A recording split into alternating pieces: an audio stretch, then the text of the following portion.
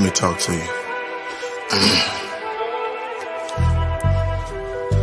I don't wanna fight, I don't wanna argue. If we acknowledge the problem, then maybe we can solve it, babe. You ain't gotta speak, oh no, please don't bother. The pain too deep between you and me, don't let it go no further. I respect you like my mother, you love me like your father. We barely knew our parents, so that made our job much harder. By the blind, we both was brought up, no love is what they taught us. We reciprocate the hate we learned, and somehow they still fought us. All we needed was some tender love and care. A crowded room, don't be confused, ain't none there. Yeah. Say all we needed was some tender love and care. They want you around, but you feel love when you not there. Oh, it ain't fair, you see, I promise I would never push you, never hit you, I will only love you.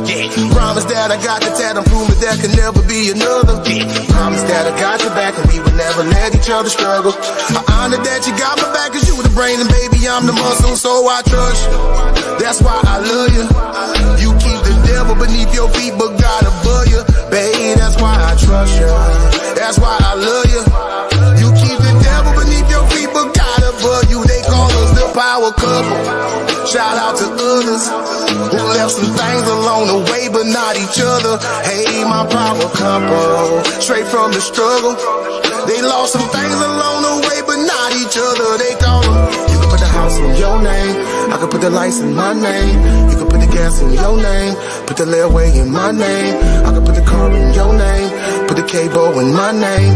I pay it off with my change, never wanna hear you complain. Yeah, now I respect you like my sister, you trust me like your brother. Our friends have separated, but we still ain't left each other. They talk down because they jealous, move on is what they tell us. When the love is strong, get in your bone, it's known to be rebellious. All we needed was some tender love and care.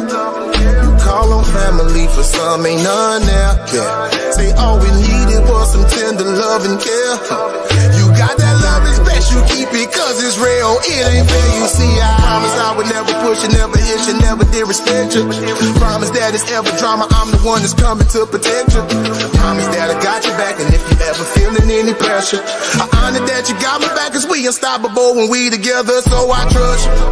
That's why I love you. Yeah. You keep the devil beneath your feet, but God above you. Babe, that's why I trust you. That's why I love you. You keep the devil beneath your feet, but God above you. They call us the power couple. Shout out to others who left some things along the way, but not each other. Hey, my power couple, straight from the struggle. They left some things along the way, but not each other. They call us the power. You can put the house in your name, I can put the lights in my name. You can put the gas in your name, put the layaway in my name. I can put the car in your name, put the cable in my name. I pay it off with my change, never wanna hear you complain.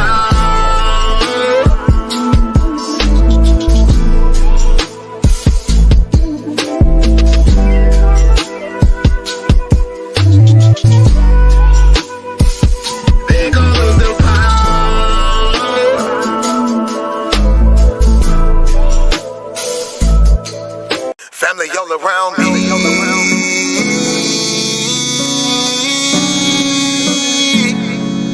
Family all around me. He my family, she my family. He my family, she my family. He my family, she my family. We are family. We might have the same last name, but that don't make you my family. Nah. I got some people with the same blood, and I know that they can't stand me. I got some people I call that ain't kin, that's gonna pull up and handle it. They take care of that business like family. We come from them trenches like family. They talking, you listen, that's family. They don't tell your business, that's family.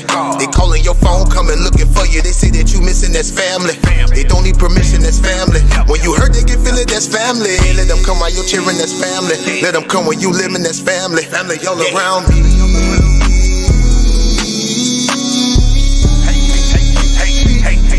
Hey, family all around me. He my family, she my family. He my family, she my family. He my family, she my family. We are family all around me.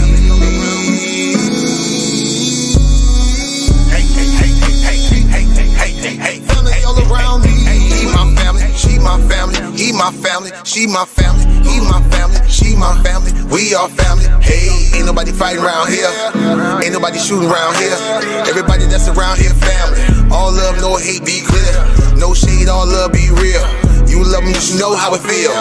Tired of all these badass kids, tired of paying all these bills. Family going through the same thing, so they know exactly how you feel. They supply a shoulder I can cry, I provide a place where they can heal. Leave my money out, they don't steal. Let them have it if it's for a bill. Soldier for me when they in the field. Only way I live, family all around me.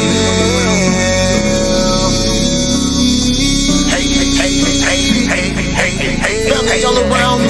She my family, she my family, he my family, she my family, he my family, she my family. We all family all around me.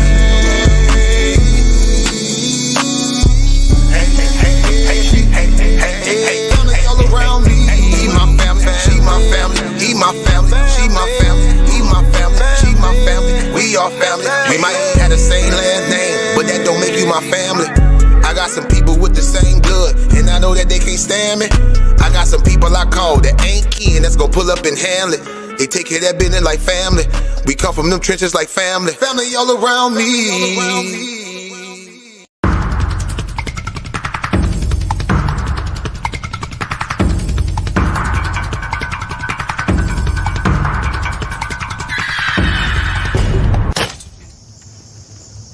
I'm tired. I've been on this plantation all my life. I've been enslaved all my life. I'm tired of being pushed and pulled. I'm tired of the master doing his bidding. I want to leave.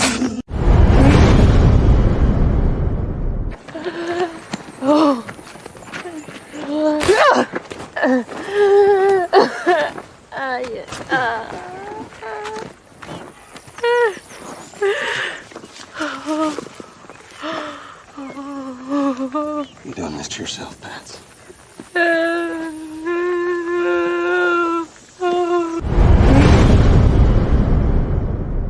know why we not afraid? What?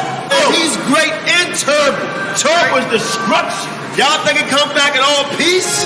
You got another thing coming. So we out here fighting for our brother. We ain't marching saying yes we can. No justice, no peace.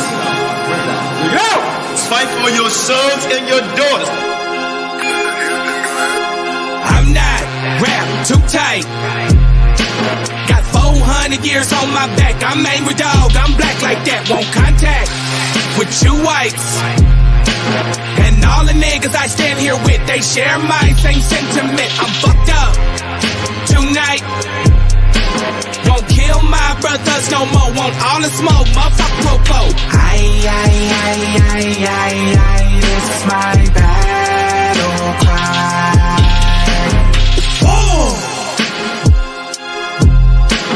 Isaiah 14:21, that ancient version of that gun that they stole our name, they stole our shit. We real Judites, motherfucker Jewish. We lords, generals, arm your soldiers. We fight tonight like we supposed to. They inherited lies. I'm referring to all whites. I'm referring to riches, white privilege given through genocide, and they gotta pay for that. God say Jacob gon' take it back. I cry aloud, I spare not. This good bread, my share-crop. This lily grew through concrete. We march to our own drum beat. We the chosen. No inclination to kick it with y'all. Raise Babylon to the ground, then watch it fall. Obadiah said you'll be wiped up for theft. These are just words, worry about what come next. It's for Negroes, Latinos, we better than all, not equal. My natives know red dot that feather. Me primo be smooth like that leather. Until it's time to bring the war dogs out, put the headdress on. War paint and I'm not wrapped too tight. Got 400 years on my back. I'm angry dog, I'm black like that. Won't contact with you whites. And all the niggas I stand here with, they share my same sentiment. I'm fucked up tonight. Won't kill my brothers no more. Want all the smoke, motherfucker popo. This is my battle cry. I got the spirit of grandfathers past. Front porch sitters, Nat Turner dangerous. A real life illustration of angry and that painting of Malcolm staring out the window with patience. One hand on the curtain, right hand on the AK spits. 47 rounds, all to bring down Satan. Same way Abel was killed by Cain. This will be an introduction from the fuck shit into the fire. Probably join the list of artists who died before they retired. Most High said I'm hired. Messiah will never spit a line aimed at my kind, less meant to uplift. Toughness will be redefined in my rhymes. A squad of men with the spirit of God, with an affinity to point their weapons not at the brethren but at the enemy. Khaki colored kids, baptized in the flames of combat fashioned. In the trap we escaped, our fate was to be great and noble. Moses reincarnate, so be hopeful and know I bring word from A and O to Pharaoh and white folk. Let my people go, cause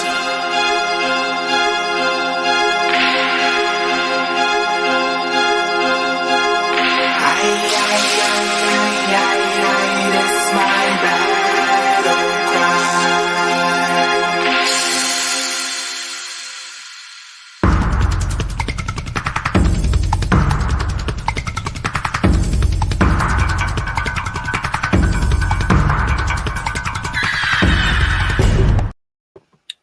All right. Shalom, Israel.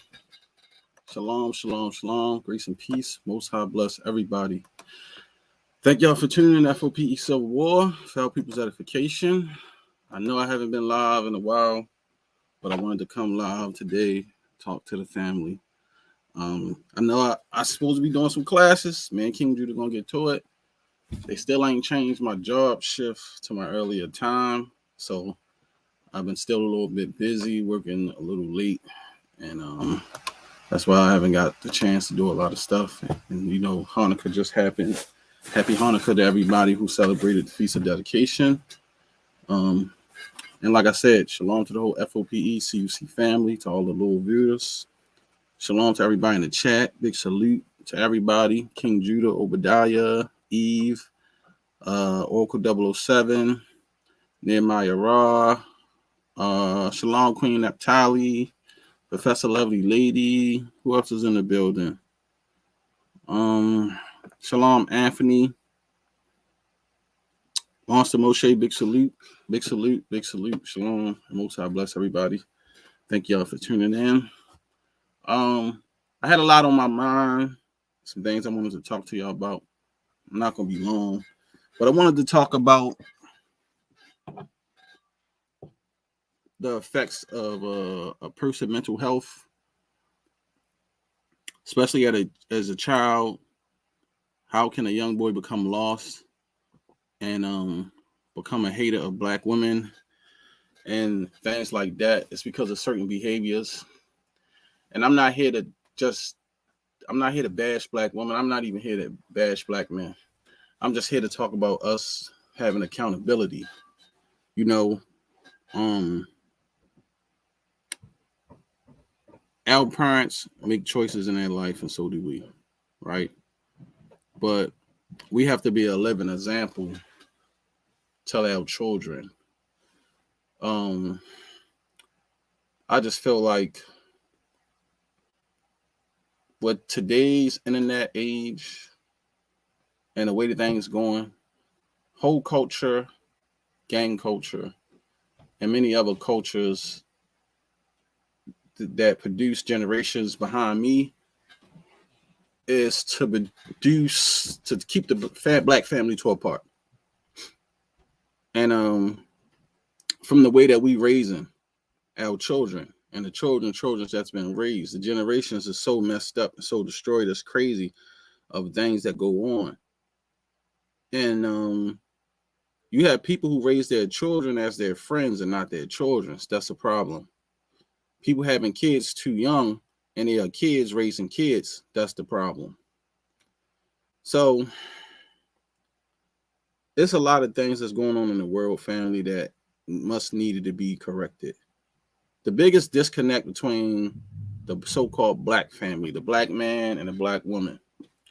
And I'm gonna always say this because most of the women I meet from different generations or ages that came behind me and even before me, majority of the women that I know or talk to has been raped or molested. And because of the rape, the molestation, and the hurt that's been done to people, they have not healed as people. And people, they carry that trauma for decades in their life of hurt and pain because they don't want to face the hurt and pain that they've been through. And that hurt and pain can destroy somebody. And then you have people who had that hurt and pain, and they pass that hurt and pain off to other people, which is a terrible thing. And that's a big problem when you do things like that, because you're destroying somebody else's life. A lot of us are afraid to look in the mirror and face the demons that we deal with every day in our life. A lot of us is afraid to look in the mirror and deal with the hurt and the pain and the truth of what you really see, what's really haunting you, what's really hurting you. And I think that a lot of us need to actually look in the mirror and confront what's bothering us the most, because deep down inside, if you live with it and keep going, you're going to destroy yourself, because you don't want to deal with what's bothering you, and you'll just live with that hurt, pain, nightmares, trauma.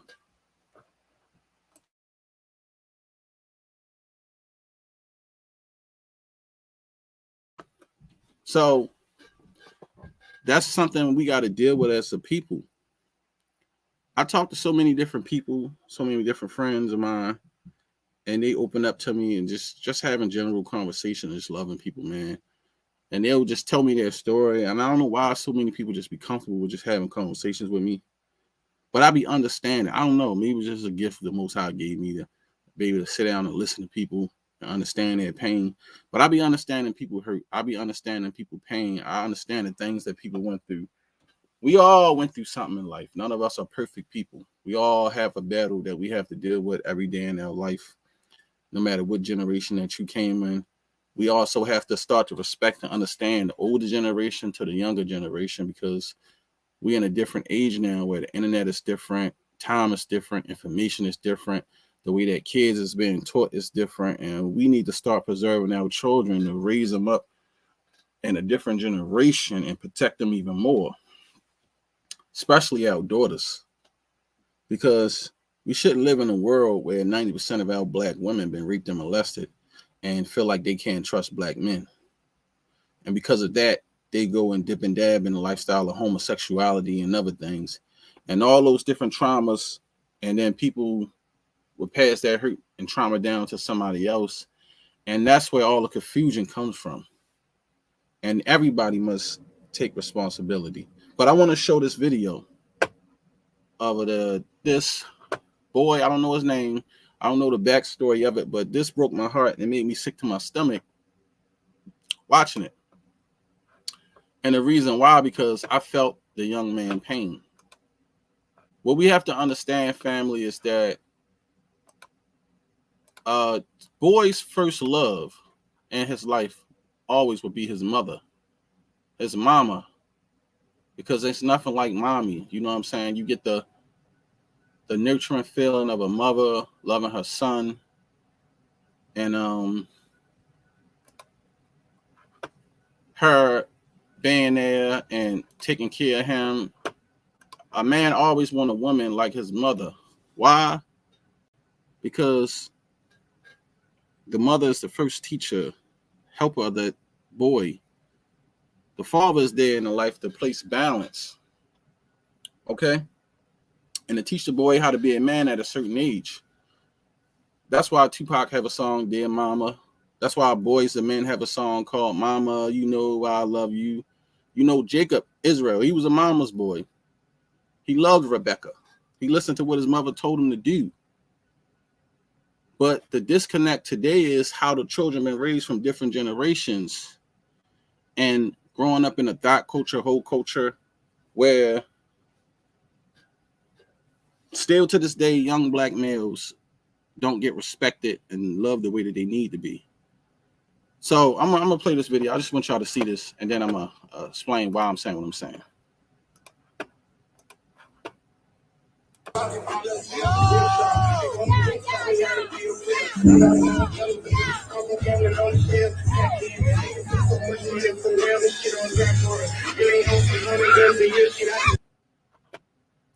So, what we looking at, family? We looking at a little boy that's looking at his mother, his dearest mother, dancing in a derogatory way. I don't know if this is a family function or wherever they at, right? But me being raised as a boy, coming up from my uncles, my cousins, my father, we was always taught to protect the women, protect the children. As young men, it was our responsibility to not let nobody hurt none of the ladies. You know, they even teach you this in war. But what you see here, right, is a young boy that's seeing his mother dancing in a way that she shouldn't be, especially at a family function. His name is Little James. He's a very intelligent young man. Okay, right. And today, the way that time goes, information is, you have to look. This really hurt this young man. And the reason why I'm saying that, family, because this is traumatizing. This is something that he's going to always remember for the rest of his life. His mother don't know what she done to him by doing this to this little boy. For one, she embarrassed this little boy. For two, her own son, she disrespected this little boy. For three, she did mental damage, and he's going to need healing. That's what she done to this little boy. And it's not to get on a black woman, but it's the truth. It's the way that these women are being raised with no respect, being raised in whole culture, and don't understand that you have a son or a child or anything that come up and see something like this and realize, like, wow, you know, you done messed a child up that could have been one of the brightest things in the world because of how a parent act, because they can't get the ghetto-ness out of them, because you can't be mature enough to do the right thing. You can't even understand, I need to protect my child at all costs. It's not about dancing and drinking all the time. It's not about being selfish. It's about your child and the one who's watching and observing you, because when he grow up, he's going to always want a woman like his mama. But then this is the reason why we start to see you have your movements of the passport brothers and stuff like that, and they move away from black women because of child trauma that they go through and don't get healing. But we want to keep watching the video, and I'm going to keep elaborating more while I'm saying what I'm saying. So you can see this boy, he's a smart young man. He know that this shit isn't right in a room full of adults. Now look at this girl right here with her mouth open, looking like, wow, she can't believe what's happening, but she know that shit wrong too. She probably looking at him like, oh, he mad, her son, da-da-da. But guess what? He did the right motherfucking thing. And I applaud this young man, because ain't no way in hell that this should be going on. Not while a child around anyway, or your son around. You shouldn't be acting like that, because I wouldn't be doing no shit like this in front of my daughters. Not me.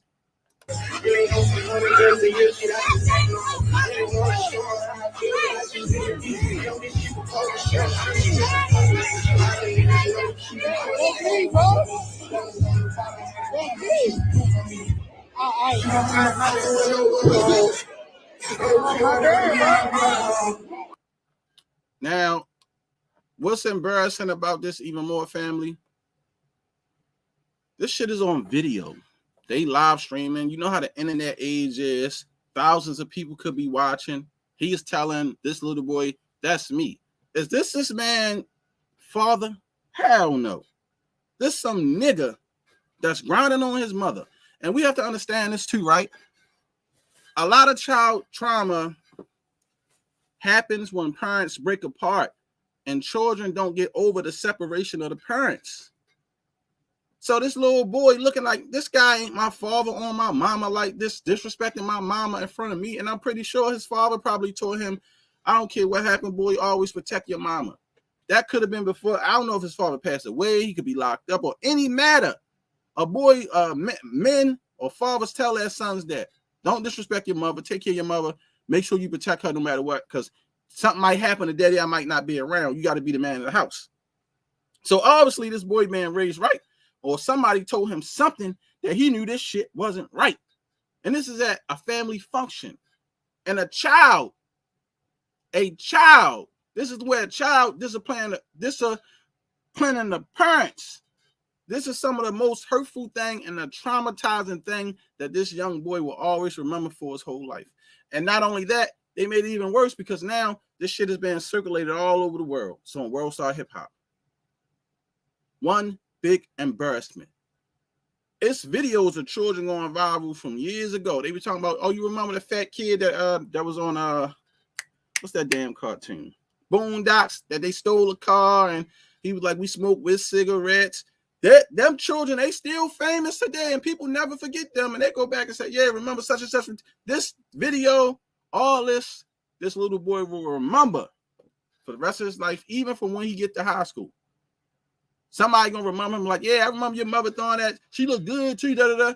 This shit is gonna haunt this child for the rest of his fucking life because grown people don't know how to act, and they think everything is fucking funny. You always gotta have a camera on. You always gotta go live and do dumbass shit. People want clout and want everybody to see and everybody to know. This is what destroys families. Social media is one of the biggest enemies of the world and need to be destroyed. I say that all the time. Social media is a gift and it's used for good things, but it's got the double hand in it a lot and it's used for a lot of bad things. Social media is not good at all. It's destroying the children. It's destroying the generations that's coming behind because they looking forward to things that's being promoted to them as if, oh, I need a guy that makes $150,000. I don't want no bum man. I deserve a big house with a picket fence and a little dog, and he got to make this kind of money. But I only need to do this. I got all these standards for this and that. Well, I don't want no black women no more. I'm tired of the nappy-head, loudmouth black women. I'm going to deal with women of other nations. I don't care about her because they don't love us the way that the other women do. I'm tired of her mouth. It's just such a big disconnect. I hate black men because I got raped by a black man, or I was molested when I was a child by my uncle. So I don't really like black men like that, or I don't trust them too much. So then I'm into the gay lifestyle, and then I don't really like that because it's just a lot of drama with women. And then it's back to the black man, but he ain't good enough. So he don't do enough for me and this and that. That's all it is, family.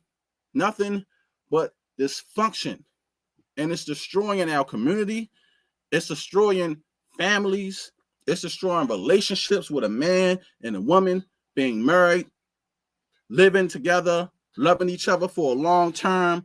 We don't have those relationships where the parents stick it out anymore. Somebody can get a girl pregnant and then just like this, well, we ain't together no more, and the baby not even a goddamn year old. It's crazy. Crazy. But this is the world we living in. And I feel sorry for this young little man. He made him cry by dancing with his mom. Now, his mother is here. His mom. This don't help. He made him cry by dancing with his mom. His mother, she's laughing at the matter as the shit is funny. And this should show you. And then they say he made him cry by dancing with his mom. You can dance with somebody's mother in a respectful way.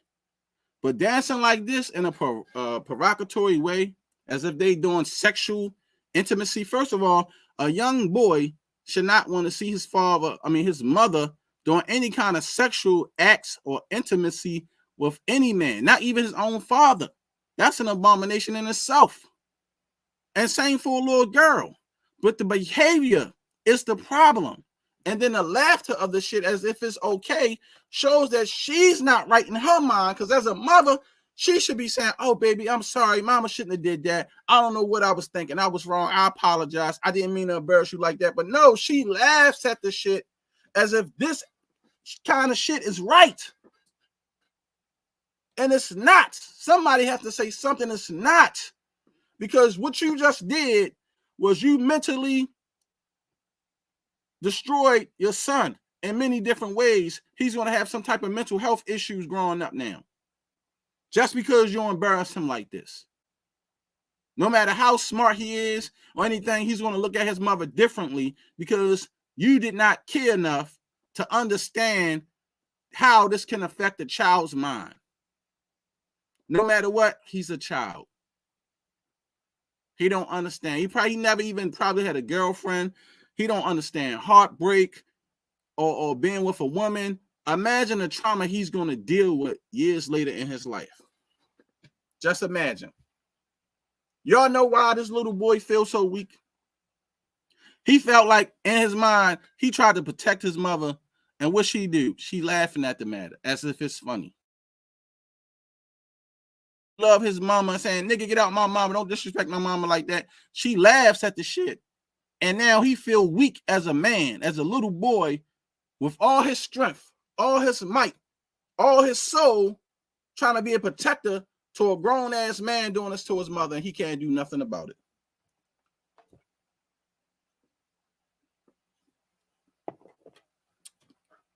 That's why this shit hurt me. Because I understand how he feel. I watched a man put his hands and beat my mother when I was a child. Couldn't do shit about it. That's trauma that I always have in my head, but I don't relive it because I'm past that. But people, y'all don't understand the shit that people go through. I had it rough. My life was not easy. I'm grateful to be alive and to be the age I am today. But y'all don't understand. People go through a lot of shit in life. You see people on the internet. Y'all think that everything was all peaches and creams. Y'all see people living in nice houses. Y'all don't know what people been through. People been through some hell out here. And some people ain't been through no hell and they just living good and getting everything that they can hope and dream for. Like oppression and struggle wasn't even meant for them. But people been through a lot of things out here. But you can have all the shit you want in the world.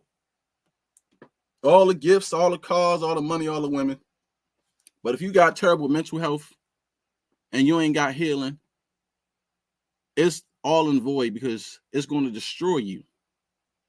Destroy you because your mental was gone.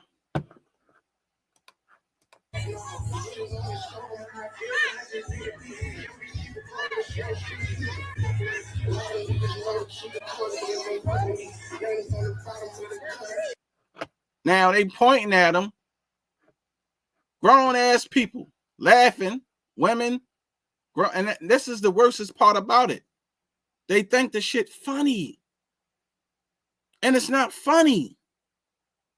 Why would you point at a child that's going through some hurt because he's seeing his mother do something that's disturbing him?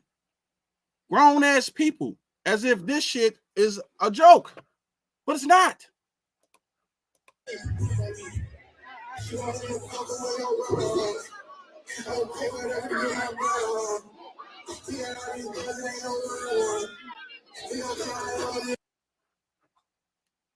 Now,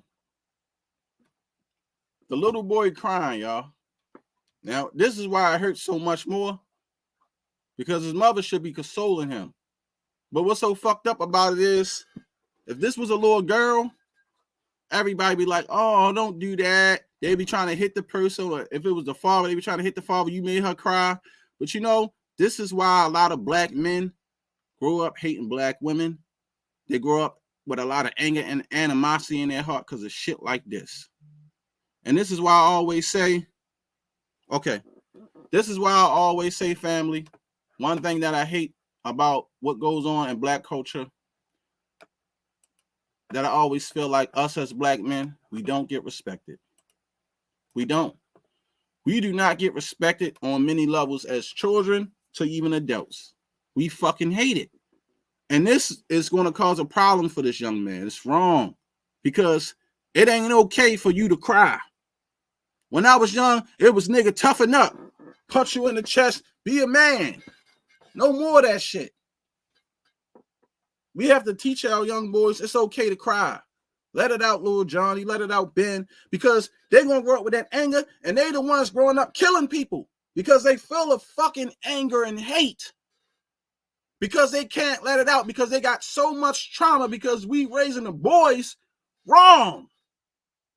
The mothers raising the boys wrong. The fathers is not there in the boy's life to help with the boy mental, because if you do this or you do that, we want to say, oh, he's soft, or he's a punk, he's a faggot.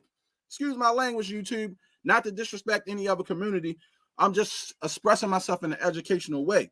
But that's the kind of shit they do to young black fucking men, and it's wrong. You should not be able to be comforted in a certain kind of way because of your sex, because you has a vagina and y'all women are more emotional. We're going to comfort you, but when it's a little boy, we got to look down on him because he got to be a man. But he's a child still. The biasness in the world must stop because this is destroying the black people, the black family, the black culture. Okay? We cannot go off the way that these heathens dictate shit to us because this is live trauma that we're witnessing that's happened to a young black male. And then if he grow up and he be a shooter and he did this and that, the first thing they're going to be saying, where did they go wrong? Where was the parents? What was the father doing in his life? But you got to remember shit like this. Moments like this, he would never forget. Why? Because this moment in his life, he was so embarrassed and felt so much hurt and pain. And now you got the people in not only his family and people in the festivities that they're having, laughing at him. But you got people in this world out here looking at these videos and laughing at him. Little man, a punk. I would have did this. He should have punched him in the face. We have to stop this shit, man. Because this is the reason why I got another video I'm gonna play and show y'all why I'm saying what I'm saying. Why this is destroying the black men. Shalom, KG, the Most High bless.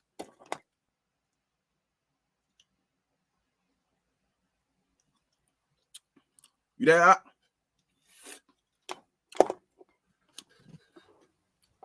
He'll jump in when he connect. You can hear me, Shar Sham? Yeah, I can hear you now. Go ahead. What's good with it, brother? Shalom, man. You speaking the truth, brother. You speaking straight truth. Cause let's just look at it like this. Let's say, for instance, my mama was a hoe. Mm-hmm. Not only if I was young, a little boy, and my mama was living a whole lifestyle, not only would I grow up and not have respect for women, but I'm gonna mess with hoes because I'm gonna mimic what I saw. Exactly.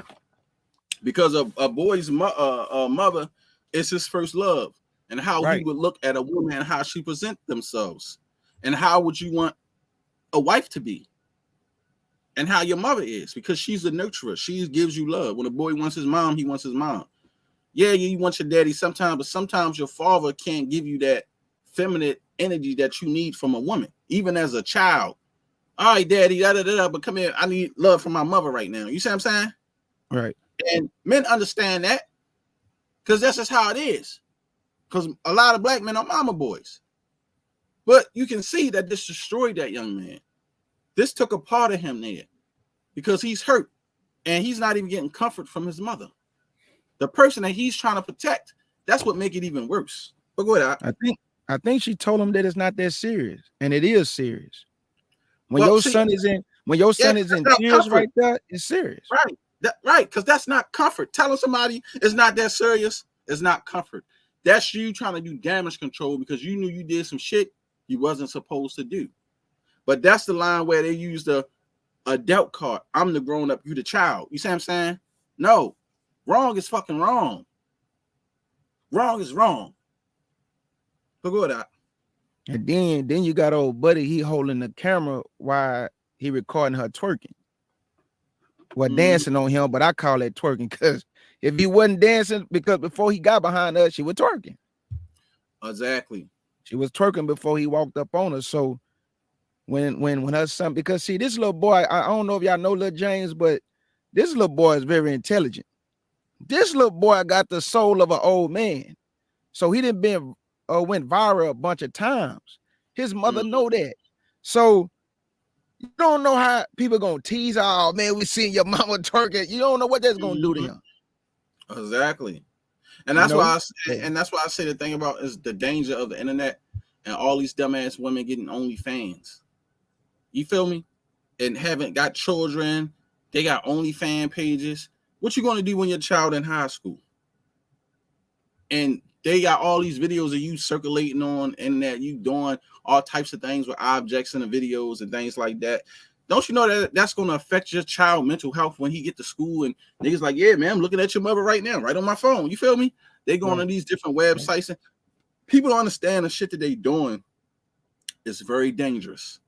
And it's destroying the generations behind us and the ones that's coming up in the world and don't know that from you being an ignorant parent, you're destroying your children because being bullied is a major thing. This is why you have school shooters. This is why you have the suicide rate high because of shit that the parents are doing. That's affecting the children. But go ahead, K. Judah. Hey, like I say, bro, you're speaking 100% facts. A lot of our young brothers, they do have a lot of mental health problem damage from their youth. I can't speak to all black men, but I can say this, that because I saw my mother as a respectful woman, a woman who was a God-fearing woman and raised me and my sisters right, I respect women because my mama was a respectable woman. So by me mimicking what I saw, now she was a hard woman, like she was hardcore. She didn't play. You know, she was a militant woman. You know, I come from a military family. Nobody wanted to come to my house. Nobody wanted to spend a night because my mother was too militant. But at the end of the day, now that I look at it today and I look back, I can't do nothing but salute how she raised me and my sisters because, you know, my sisters never been to prison. They not whores. They not out here, you know, roaming the streets. You know, so like I say, man, we mimic what we see, and our mothers are our first love. That's the woman that when we see, that's the type of woman we're gonna want to get when we get married. Somebody like our mothers. You know what I'm saying? So Lil James, for him to see the damage that his mother did to his mind, that's psychological right there. You know, because everywhere he go, he don't know what people gonna be thinking or willing to say to him about what they saw as far as his mother on World Star twerking. She said it wasn't a big deal. She thought, oh man, it ain't no big deal. Not to you, but it's a big deal. Cause he love his mother, like he real close to his mother. So that's why he crying, y'all. Cause I watched this little boy videos. That boy love his mama. So that's why them tears coming down because she embarrassed him. And I know that's what he crying for, the embarrassment. Let's play devil's advocate, K. Judah. Okay. Let's say this was a black man and this happened to his daughter. How would you think the world would react to a man doing something like this in front of a young girl? Would they say he's a good father? Would they say he don't need to have that girl in his possession because the way that he acts is not responsible, it's unmoral? And if we say those things, are we going to say the reason why they would say that because he has a penis? And we hold a man to a higher standard than what we hold a woman? Man, hey, let's even go a little further. If there was a black father who saw his daughter doing that and snatched her up, he's still gonna get condemned. Exactly. If he grabbed her and smacked her and said, hey, bow, what you doing embarrassing me? The whole world gonna say, he shouldn't have never did that to her. That's a girl, that's a daughter. But the point I'm making is that what's the difference that if he snatched his daughter up and the Most High tell Moses, man, what if her father spit in her face? You embarrassing your father. Yes. You embarrassing your father. Did he raise you like that? No. So why are you twerking? Why are you shaking it up and shaking it down? Why are your butt cheeks out? That ain't the way your mother and father raised you.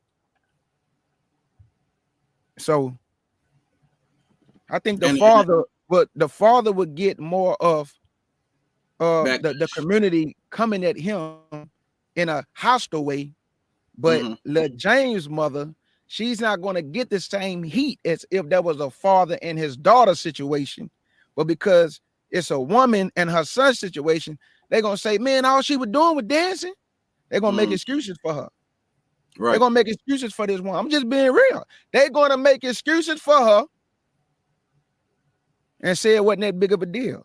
but they're not looking at the fact it might not be a big deal to you because this not your mama. This his mama. That's why he crying and you not. Right.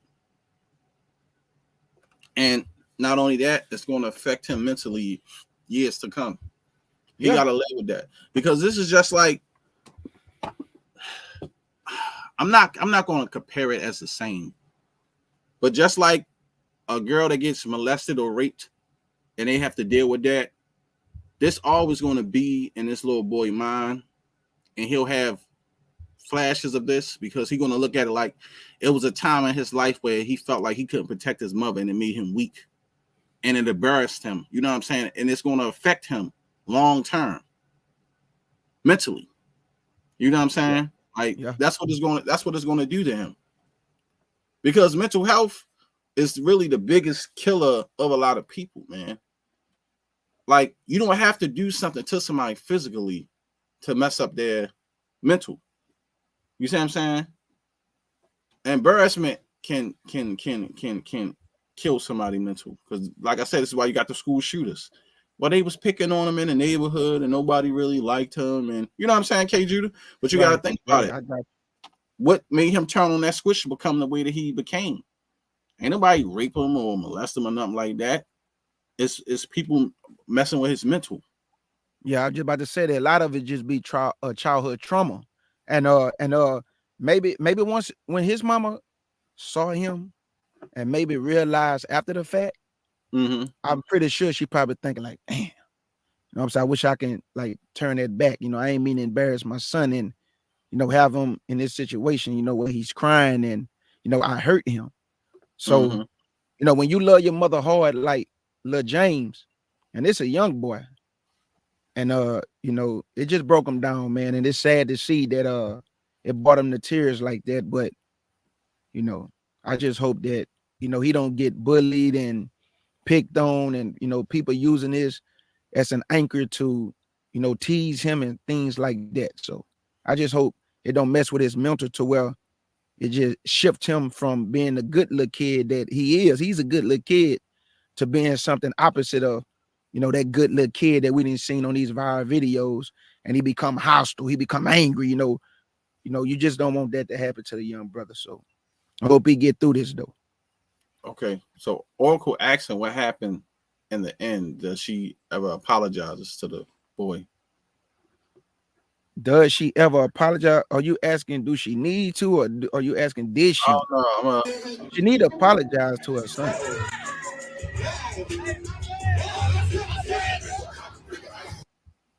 No. Oh, I see what Oracle asking. I see what she asking. Did she apologize? I don't know. I mean, he wiped his tears away, and his mother just started dancing again like it ain't shit. So yeah, I'm guessing. So nah, I guess not.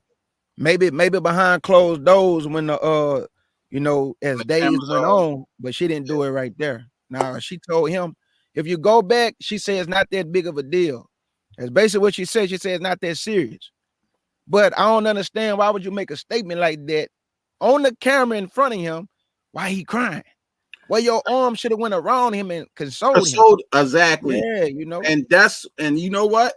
By her doing that, that would have killed future trauma for him in his life, because that would not hurt him mentally, because he would have got condolences by his mother.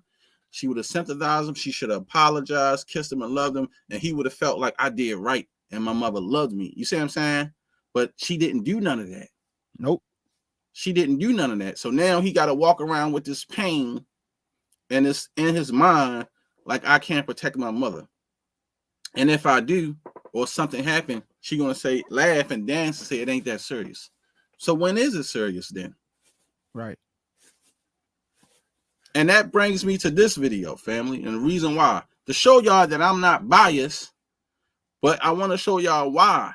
Because shit like what we just saw causes problems like this in this other video, and why young black men become like this as they get older. And this is another issue that we have that goes on in our community, dealing with young black men being raised by a woman, single woman, or if a father not around to teach them right when it comes to dealing with their mothers. Irene, where's my pills at? Man, you want some more? You ain't my mama. Your mama raised me. Where's my pills at? Man, where my pills at, man?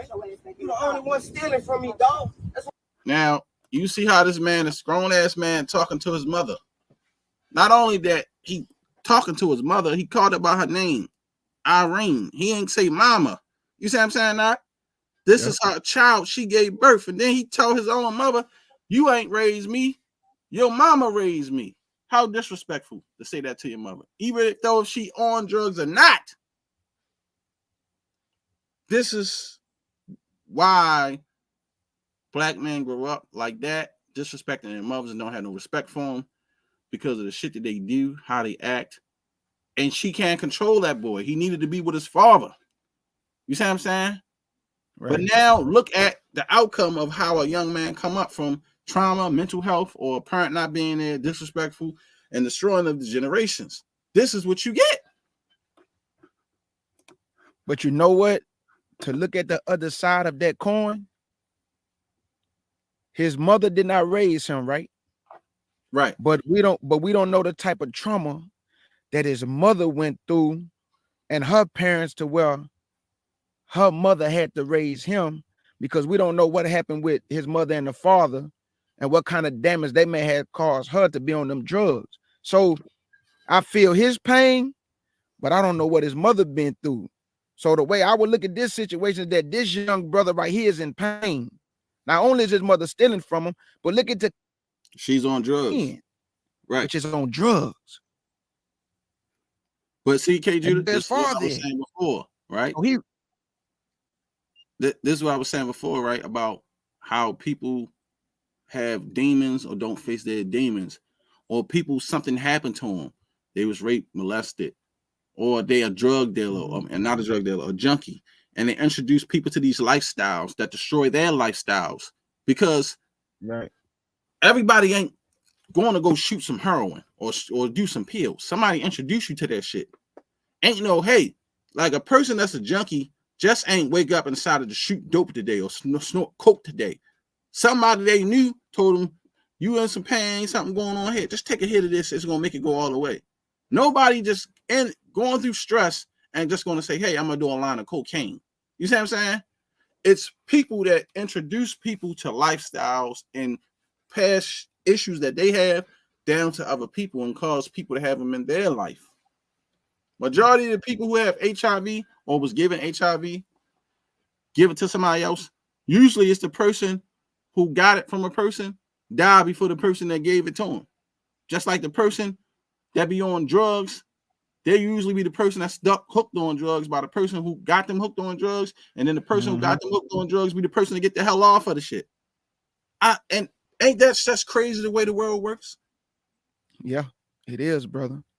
And I would even look at this like this. Okay, let's say, Fence, the young brother right here, he telling his mama, man, you the only one stealing from me.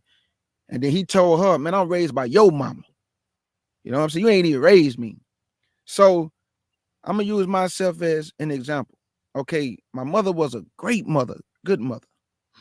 But even at a young age, I knew that a woman, for the comfort of her own soul, bro, will get with the wrong man who can get them out of bad situations. I even knew this as a young man, bro, that I knew that the man that my mama was going to be with was not the right man. But because he got her out of a bad situation and out of a bad circumstances where we was living at, she cleaved to the man, even though she knew he wasn't right for the children that she bared. So this dude used to beat me, bro. But guess what? I still love my mother. But this brother, that's why I'm saying my situation no different than his, because his mother didn't raise him. My mother raised me, but my mama allowed her first husband to beat me and mistreat me. So I could have used that to be angry with not only my mother, but black women. You see what I'm saying? But I didn't allow that to break me. As I got older, I just learned how to deal with the hurt and the pain, and I learned how to forgive. But I wanted that nigga to die, boy. I wanted to kill that nigga. I ain't gonna even lie. Because I'm looking at my mama like, how you letting this be? How you letting this happen? I'm your son. Because that's the man in you, K. Judah. Like, that's how we are, because it's like it's hard to explain, but I understand where you're coming from. Bro, let me tell you, dog, my mama, I used to go in there screaming, nigga. This dude beat me. She wouldn't do nothing. You know why? Because he was paying the bills. Mm-hmm. You see how she allowed certain things to be for her own comfort? For her own comfort, she allowed me to be treated a certain way because of what he was doing for her.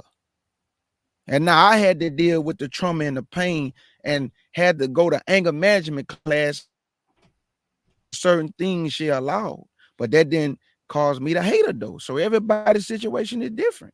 I still love my mama, even though I was angry with her, but I still never disrespected her, lift my hand to her. But I was angry with her though. I ain't finna make it look like I wasn't angry with her. I was very upset with her, very angry with her, but not angry to a point where I raised that hand up and smack her and curse out. I just think the Most High allow us to go through certain things in life to show you what not to be when you become a man. Because if you never go through nothing, how you gonna be able to know what to look out for or what not to do if you don't see it being done, whether in your life or to somebody else that's close to you? So I got to witness and experience being mistreated and beaten by somebody that wasn't my father. And that also made me angry towards what my father had. Because if you was here, this wouldn't be happening. So, man, us as black men, even our sisters, man, we just got a lot of trauma. It's a lot of pain. It's a lot of heartache. And if you don't look at yourself in the mirror and figure out how to heal, you just gonna become, because hurt people hurt people. So if you don't heal from your pain, it's gonna be impossible for you to try to help somebody else heal from their pain. And that's just the truth, man. I agree 100%. And that's why it's important that we face our demons and our own problems and try to fix them in our life so you don't hurt nobody else. Because many people out here, they really love people. You got a lot of good people out here, and you got a lot of devils out here. Yes. But the good people you come across, love them, man. Treat them like family. Yes. Adore them. Enjoy the time that you spend with them, man, because they are good folks. And one thing you don't want to do is lose good folks. Like I said, Neptali and her family, her husband, they're great people, man. Met them. They've been in my house. And I met them and didn't even know I met them. And that's just how the Most High do things. We was at the same Passover, sitting right next to each other at different tables, and we didn't know each other and met years later and found each other again, which is crazy how the Most High do things. And we good friends still to this day. Love their family, man. She got a beautiful family, beautiful husband, beautiful children, and they're good people. And who would ever think that you would go to a Passover and the people at the other table at the Passover, you don't know, but they remember. But and it was crazy that they was like, "Well, I think we know what's at that Passover that y'all was at," and I was like, we don't notice them at a Passover, but they were sitting right at the next table. But you at Passover, you ain't even bothering everybody. You don't be looking at people's faces. Right. But ain't that a coincidence though? And then we meet up years later and then start teaching and blah, blah, blah. And then next thing you know, they find video and pictures of them at the same damn Passover we attended, which is weird. Right. Right. Sitting at the damn table right next to us. You know what I mean? But see, like you just said, bro, meeting good people. Sometimes, bro, you have to see things for yourself. And this is what I mean. If somebody said, man, I wouldn't deal with Shar, man, I'm the type of brother, let me deal with him myself. I can't go off what you telling me about the brother, because whatever your experience may be with Shar don't mean my experience is going to be like that with Shar. So my relationship with Shar and whatever happened between you and Shar, brother, they don't got nothing to do with me. So the point that I'm making is that when you meet good people, you have people that'll try to demonize you without knowing you. So they speak things they don't know, say things over these airways like they know you and the people around you, just speaking out the behind. but they don't know you. Ain't never had no conversation with you, but they speaking on you, and they don't know you. Those are the type of people, bro. I just bypass. Like, what you gonna get mad for, bro? They don't know you. But met you, bro. No conversation. They don't even got your phone number. They don't know you, bro. Take it on the chin. But the people that you do know, and the people that do backstab you, that you became close to, that's when it hurt, brother. Exactly. That's when it hurt. Not the people you don't know, bro. Like, come on, bro. You got people be saying stuff on this internet, dog. I don't know you, bro. So I like, what I'm gonna get mad for? What I'm gonna get mad for, bro? This the internet.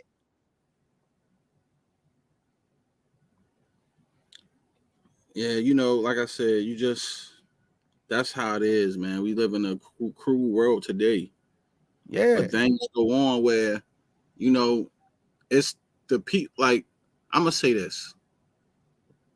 Everybody always will say blood is thicker than water. But we have to understand, family, we all are the same blood. We all one family. We all Israelites. It don't matter if you ain't my kin folks from my pure bloodline or my brothers and sisters, we still family. So it ain't no water in your blood. Your blood is the same blood as mine still, because we all the children of Israel. See, Shar, Sham, I don't believe that though. Like, I don't believe that we all one family. I believe that your kind is your kind of people. Okay, look at it like this, bro. I got 6 biological sisters. Let's say, for instance, I didn't get along with them. But then I met another 6 sisters that's not my biological sisters, that was my kind, meaning the same spirit I'm walking in, the same mind I'm walking in, the same spirit I'm walking in.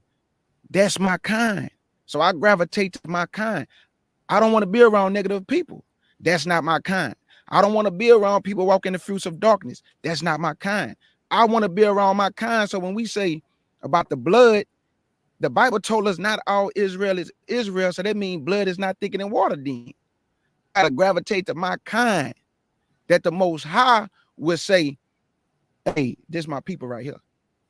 Because if I gather with all Israel, because I say they my blood, all Israel is not right. All Israel is not walking in the spirit. All Israel. So that blood thicker than water stuff, when it comes to this awakening, I'm rocking with whoever my kind is. Because you got a lot of negative people. You got a lot of jealous-hearted people, a lot of envious people. That most certainly can't be your blood. If they jealous and envious of you, because they supposed to be saluting you, right? They supposed to be wanting you to meet your full potential and go higher. But a lot of these people that supposed to be our blood, bro, they want to keep you down there where they at. Because misery love company, brother. So you going up, they stuck down there. You think they gonna salute you as you going up? Or you think they gonna, woe is me, to keep you down there where they at? But I thought that was your blood. A real blood, bro, gonna lift you up. That's your kind. They gonna salute you. That's your kind. They love you with the pure heart. That's your kind. You know, I can't disagree with you with that, KG. I ain't gonna lie. I mean, I was using the blood analogy because I'm like, we all still all the tribes of Israel, and yeah, I got you. I got you, my brother. I understand. But I agree with you saying. Right. I understand where you're coming from on that point. Everybody, I mean, I trust me, I know all. I'm not going to talk too much about my personal life, and I'm not telling the internet everything about me. But I understand, and I agree with you 100% that just because you have the same blood in you, that's family, don't really make you family. And I'll just leave it at that, because it's a lot of shit that went on in my family that I know and how my family are. And like I said, if an uncle can rape his niece, I wouldn't call that family. You know, that ain't what family would do, not to a child. You know what I'm saying? Or anybody like that. Right. So I won't consider that blood. But I got what you're saying. Because Shar, Sham, the people that you truly love, bro, they can do something to you and it'll hurt you. But the people, bro, that you don't really care what they say, they don't got your best interest, it doesn't affect you as much as those you love. I love my mother, bro. She had a way of affecting me to where I would cater to her even though I know I should not be doing it because that's my mother. You don't want to never feel like I'm disrespecting my mama. Let me just do what she asking, because I don't want to make it look like I'm going against anything she trying to tell me. But once I got older, I understood. Dog, I'm my own man. You have a life. I need to live mine. That's not being disrespectful. That's saying, why would you raise me to be the man you raised me to be? Then when I become the man you raised me to be, you got a problem with it. Once I get married, you got a problem with me getting married, but you raised me to get a wife. You raised me to be a good father when I have children. Once all these things take place, now you got a problem that I got married. You know why, K. Judah? And I even get this sense of with my own mom. When you have a wife, it's like you're not that little boy no more that they can just, that's my baby. And, you know, and I know a lot of people have a problem with the multiple wives things and stuff like that. But I'm going to say this, man. It ain't even just that, man. It's even women just have sense of jealousy, period, man. It even can come from a woman, a mother, being jealous of her son being with another woman because it's just that's like it's in them. And it's just like, you know, people be feeling like, am I going to be less loved or am I being replaced? And it's not even like that. You know what I mean? The scriptures tell us a man leave his mother and father and go cleave to his wife. You know what I mean? And then some people just don't know how to let go, you know, and let a child grow. That's why some people was like, I saw a video where a dude was arguing with his wife and he was like, this boy is almost 30 years old. And she told me, so he can live here as long as he want. He can get out when he's ready. You know what I'm saying? He's a man. Like, when you going to let him be a man? You know, and it's just that it's just a lot. It's a lot, you know. But everything you said, I understand your concept, man. Because I love my mama to death. You know, I'm a mama boy to the world. But man, my mama, we get in it a little sometime because she be like, she feel like I neglect her. And I'm like, Ma, it's not like that. That's my mama, bro. And I'm gonna talk about it. Ma, like, Ma, I love you. But I got a wife, I got kids. Right. You rarely call me anymore. And I'm like, Ma, I'm busy. I'm working 12 hours. It ain't nothing personal. Tell me about it. Like, you got a husband, you ain't lonely, but you know, Ma, I love you, baby. But God, I got a whole life too. And it be like that sometimes. And I be like, Ma, it shouldn't be that way. Because I wouldn't do that to you. You know, like when you got children, your children requires a lot of attention too. And this is what I tell people, right? My daughters, I love my daughters the same. I don't have a favorite. And I don't want nobody to think that I do. And I don't want one of my children to grow up feeling like I love one of them less than another. But once I do one thing with one of my daughters, my other daughters require me to do the same with her in the same timely fashion. I'm playing with her, here come my other one. My turn. I got to constantly do it because they feel, I'm not being left out. And I'm going to get my daddy's attention because that's my daddy. And if I just do one little thing to one of my daughters, then my other daughter comes, do me, pat my head like that, daddy, punch me on my foot. And I'm like, it's not serious. Or give me a high five too. But they don't want to be left out. And it's like a jealousy thing with them. And I'm telling them, listen, I don't love you no better than I love your sister. I love both of y'all the same. But if I do something just a little bit with one, don't think that I don't love you because I didn't do it to you. Sometimes daddy just want to play with her right now. Sometimes I just want to play with you right now. But they make everything a competition. And I'm trying to teach my daughters, love each other. Y'all gonna need each other because daddy ain't gonna be around forever. But always know this, you don't have to be in competition for my love because I love you both equally. Right. I teach my daughters that. Right. I could be sitting down and I'm dropped dead tired, and my daughter, she want to come, take my arm, lay on me, and I'm like, and then I'm like, I'm tired right now. My daughter, and I say, fuck it.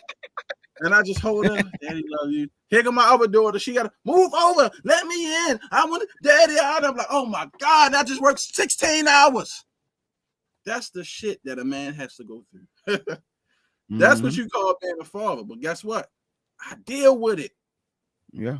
So when you got to jump through kids, children, women, everybody has emotions. And the thing is, I ain't even got a son yet to even get balance for my own self. I'm dealing with all feminine energy. And then after that, tell me about it, boy. Woo! After that, here comes the cat. And the cat, she's a damn female too. Wants to lay on my chest and purr. I got a rubber. And all in my face. And I'm like, please, I can't get no peace. If I bring Short Sham, if I bring my wife on this microphone right now and say, when I don't go to family events, what do my mom and my sister and them say? They get mad at me. I'm finna tell you something. One of my kinfolks came over my house and I was stressed out because I was trying to be in my wife's life, trying to be with my mama, trying to be in my mama and them life, my sister's life. So they mad at me. I don't come around like they want me to because they not respecting my wife. So I'm defending my wife, but then I'm being pulled over this way, that way, and that way, right? So my kinfolk say, you know why they doing that? So me and him going back and forth. I'm getting mad at him because he's trying to tell me, man, you the man of the family, bro. They doing that to you because your sisters see you as the type of man they want to marry. You they brother, and they respect you. So that's why they acting like that, because all your attention that they once had is being pulled over here now. But I told him, man, what you want me to do? I'm married now. Like, I can't, you know what I'm saying? Like, we going back and forth. Dog, I go through this all the time. One of my sisters about to graduate from college. She going off on me. Oh, you gonna make my graduation on the 16th? I say, I'm gonna be there. Man, you better not be lying. You better. I'm gonna be there, dog. I'm gonna be at your graduation. Dog, I've been going through this all my life, being pulled all kind of ways, all this feminine energy. They wonder why. I mean, just for K Judah, I couldn't deal with multiple women at one time. That's just for me. And my head be hurt. My head be hurt. Y'all full of drama. Oh my Lord, y'all dramatic sometimes. I can't deal with it, man. I can't deal with it. And that's why when you say that, I understand, brother. But me, I felt like I was made for this shit. I've been around a lot of women all my life, and around a bunch of girls. You know what I mean? Like, I was hanging around my homeboys, but I always hang around a bunch of girls. But I always wondered, like, why I never had a problem being around females. It was just cool. Like, you know what I mean? It wasn't never like, it would be drama with them. I never really got into like around them with the girl talks, but I just end up around a bunch of females by myself a lot. Like, and then just started having a lot of female friends, man, and then being cool. And then growing up learning stuff about women, man. And like I said, I understand women a lot, but I understand that a lot of pain that they've been through. You know, and then I do understand a lot of women feel like they're not protected by the black man.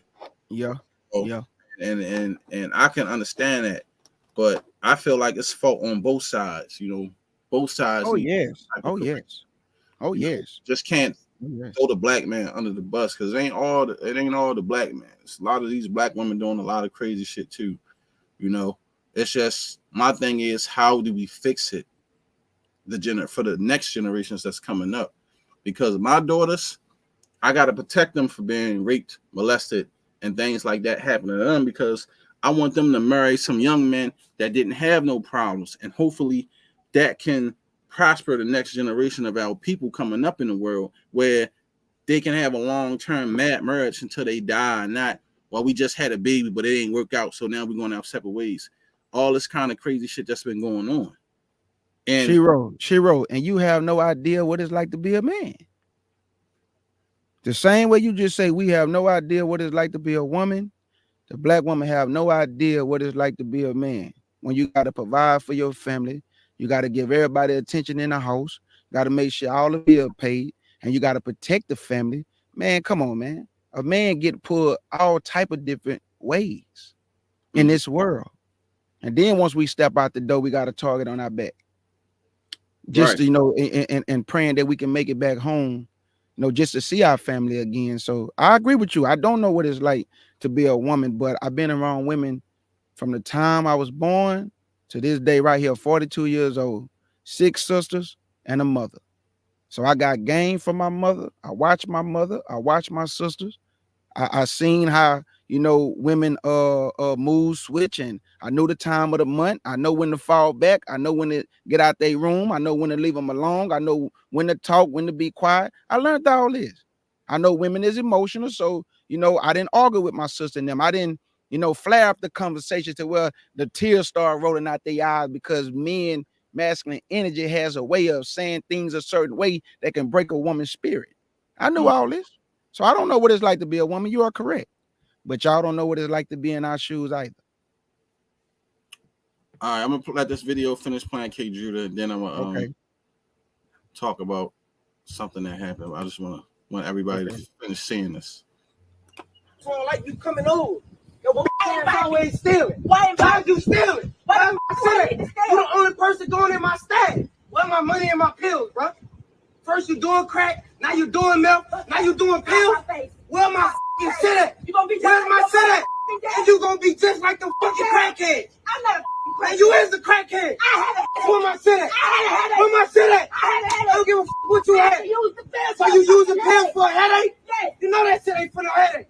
Where my f***ing pills at? Hey, bro. You better have my shit. Bro, chill out, hey, bro.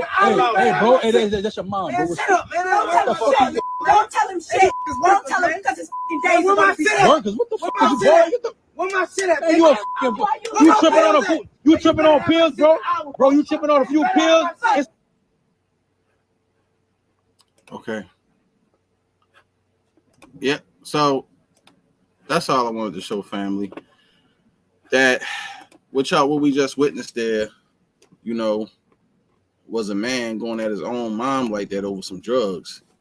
And it's sad that, you know, this is the world that we live in, family, where, you know, the mother hate the son hate the mother. She's saying you ain't gonna be shit like your father. It's a terrible thing. And you know, I pray that the good people get together, have long lives, have long marriages, love their family, raise their children together, be loyal to each other, help take care of each other, because, you know, we come in that time where we're going to need each other. A lot of things going to happen on this earth. A lot of people going to get left behind in the dust. A lot of people ain't prepared for what's coming down the pipe. And, you know, we need to stick together like glue. You know what I'm saying, K. Judah? Because stuff like that, it's just, it's a terrible. But I would hate to see a man and his mom going at it like that. You know, I understand. I would have intervened in that, though. I would have intervened in that situation. Like the brother was trying to do. Yeah. Yeah. I would have just grabbed the brother and said, man, come on, let me just let you, bro. Like, that's your mama. You know, it doesn't matter the circumstances. I understand you're angry, man, but, you know, you're all in your mama's face. You know, your arms flying everywhere and she throwing stuff. And, come on, bro. Like, somebody got to just intervene and just pull him away. You know what I'm saying? Before that situation get even more ugly. Because, you know, you don't want to hit your mama, bro. Because I'm going to tell you something. If you can hit your mama, boy, another woman has no chance around you, boy, if you can hit your mama. Oh, yeah. If you can smack your mama down, boy, you going to smack other men's daughters down to the ground. If you can do that to your mama or your biological sisters, boy, or other women don't got a chance around you, boy. You going to beat them to the ground because you're angry. You're angry. You're angry at your mother. So other women around you ain't going to have a chance. Any little thing to spark that anger, boy, pow, pow, your hands flying everywhere, pow. Yeah, and I want to talk about the story real quick, right? About my coworker. I was at work, you know, and me and my coworker, we were just talking about life and things like that, you know.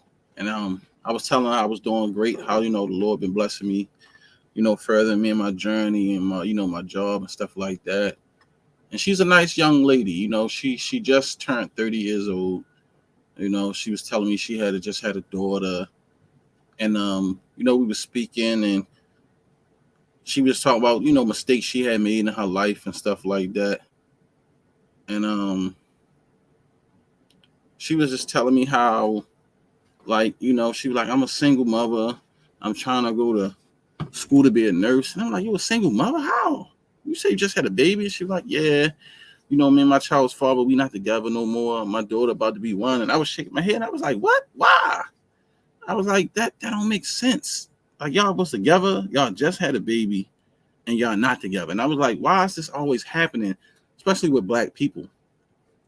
So she told me, K. Judah, she was like, well, we not together no more because he hate black women. And I was like, huh? And she was like, yeah, my baby father, his first baby mother is white. And she said, I found a video in his phone of him and his friends all gathered around talking about how much they hate black women and how black women ain't this and they ain't shit and they just loud. And she was just telling me this story, right? About, you know, her daughter's father. And I couldn't believe it, but I could believe it. And she was talking about, about how his first baby mother is this. And she was talking about all the stuff his first baby mother did to him was the white girl. But he was talking about praising the white girl about how good she did this for him. And he was in the video talking about his child's mother, the girl.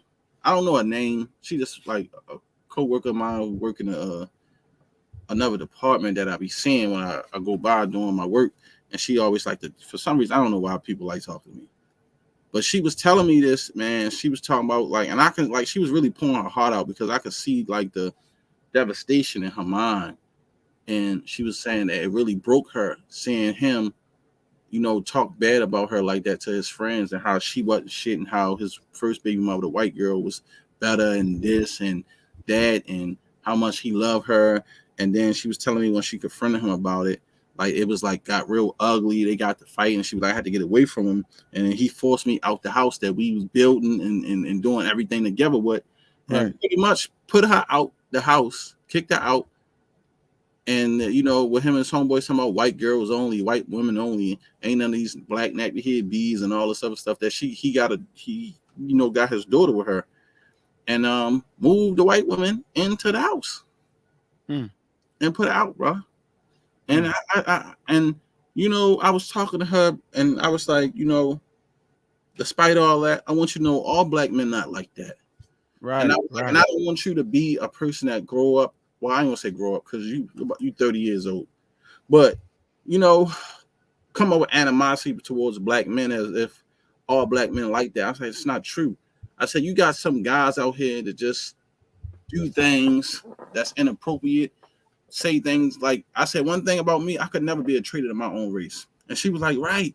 And I don't understand how men could do that. And I said, I understand why the disconnect it is when it comes to the black family, man, because of trauma and things that happen.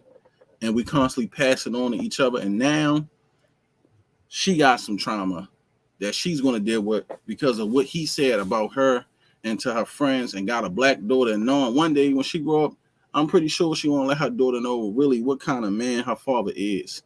For her to say them kind of things about black women when he have a black daughter, which is crazy, bro. And then it really broke my heart.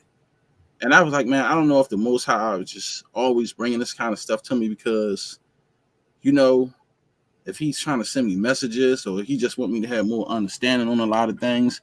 But the truth is, KG, this shit a burden, bro. Oh, and, yeah. You know, the more I get to be around people, talk to people, man, the more I really see how fucked up Israel is, bro. Oh, yeah, brother. We really are fucked up people, bro. Yeah, bro. And then, hey, I'm gonna tell you this, bro. Because you don't do wickedness to your people, and you trying to walk that narrow line, niggas will say, "Oh, that nigga think he better than somebody, like he don't do wrong." Man, that's the dumbest thing I ever heard in my. Niggas want you to do wrong just to do wrong, right? Just so they can say, "I told y'all, look, he do wrong too. He ain't better than nobody. He just like us." Oh, I don't want to do wrong to Israel. I don't want to be a disrespectful brother. I don't want to be a backstabbing, conniving, you know, for filthy lucre, taking niggas' money. I don't want to be that nigga.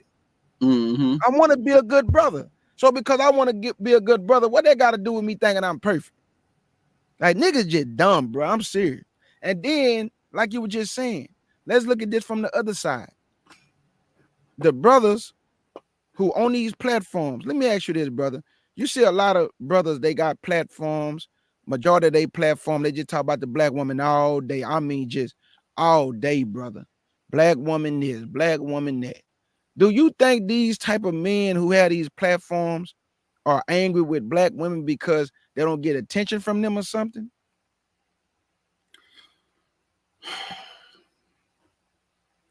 You know, I'll say this, man.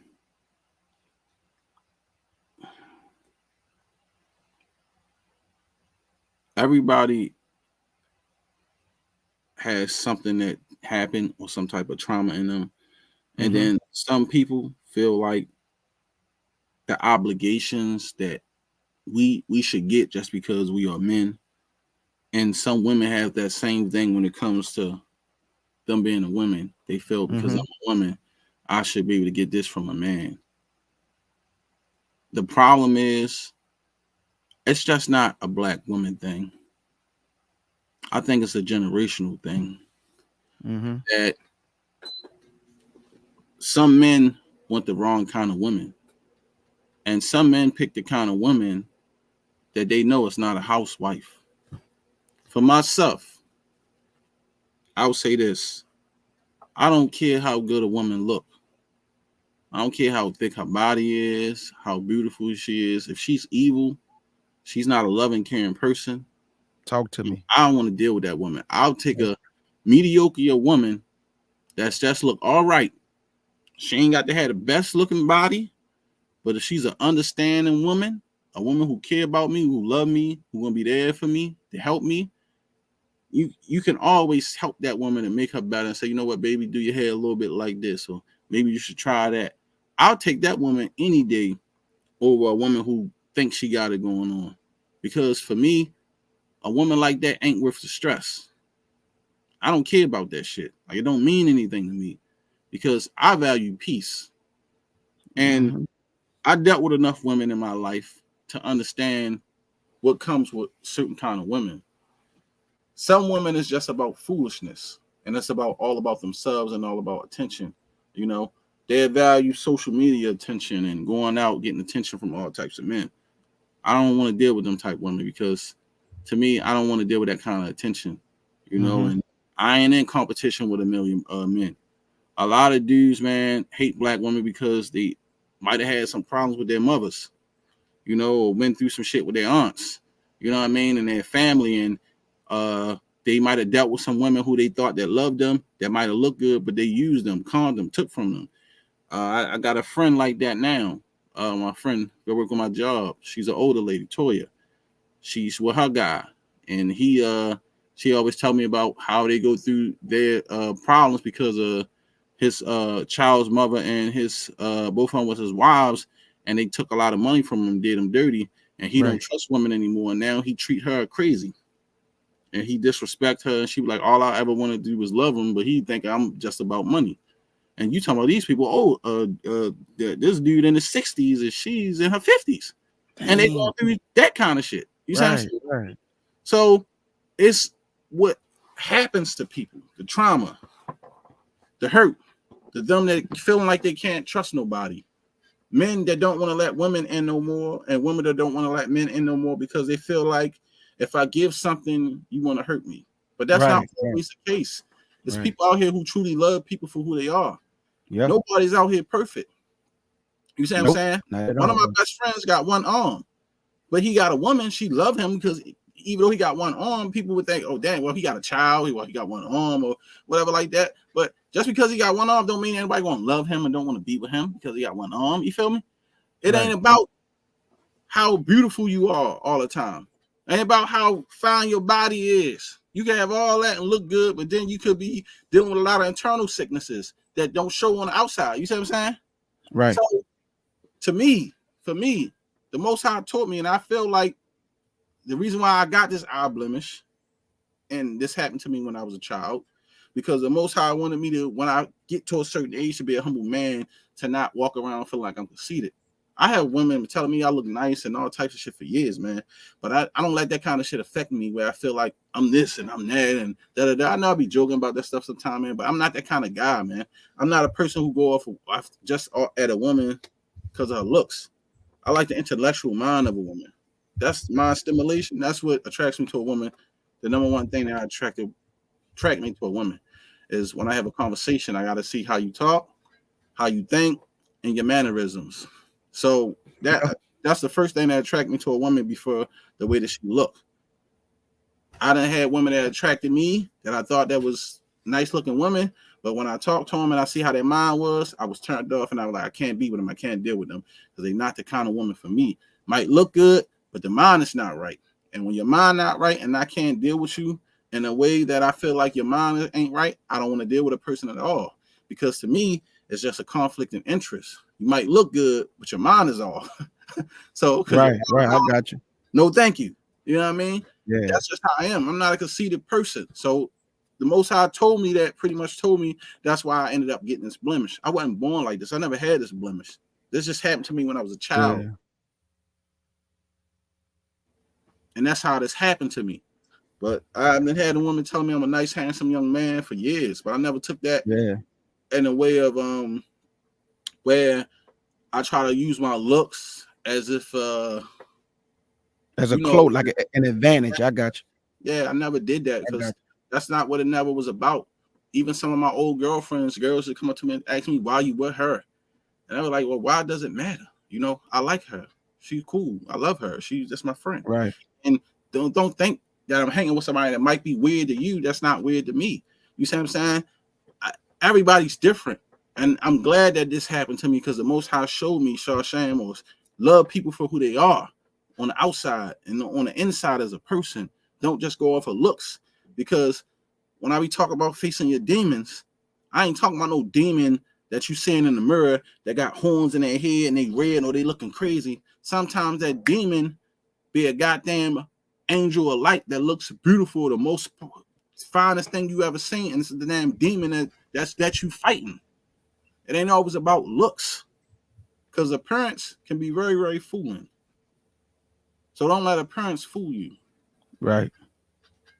And some people find that the hard way. I was gonna say that I want the woman that the Most High have prepared that men want but can't get. I don't want the woman that men want and can get.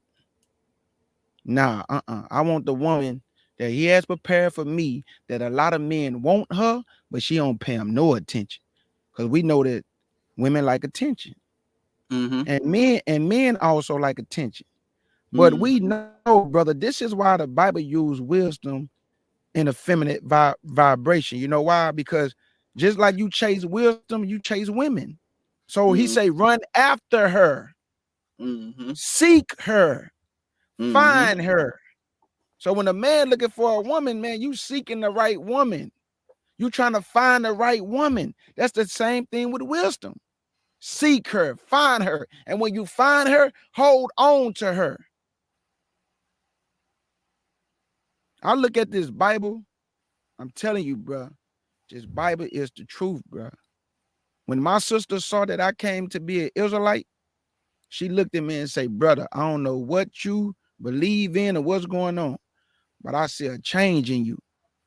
And it was the Bible, bro. I get credit to the Bible because right before I came into the truth, I had just came out of anger management class.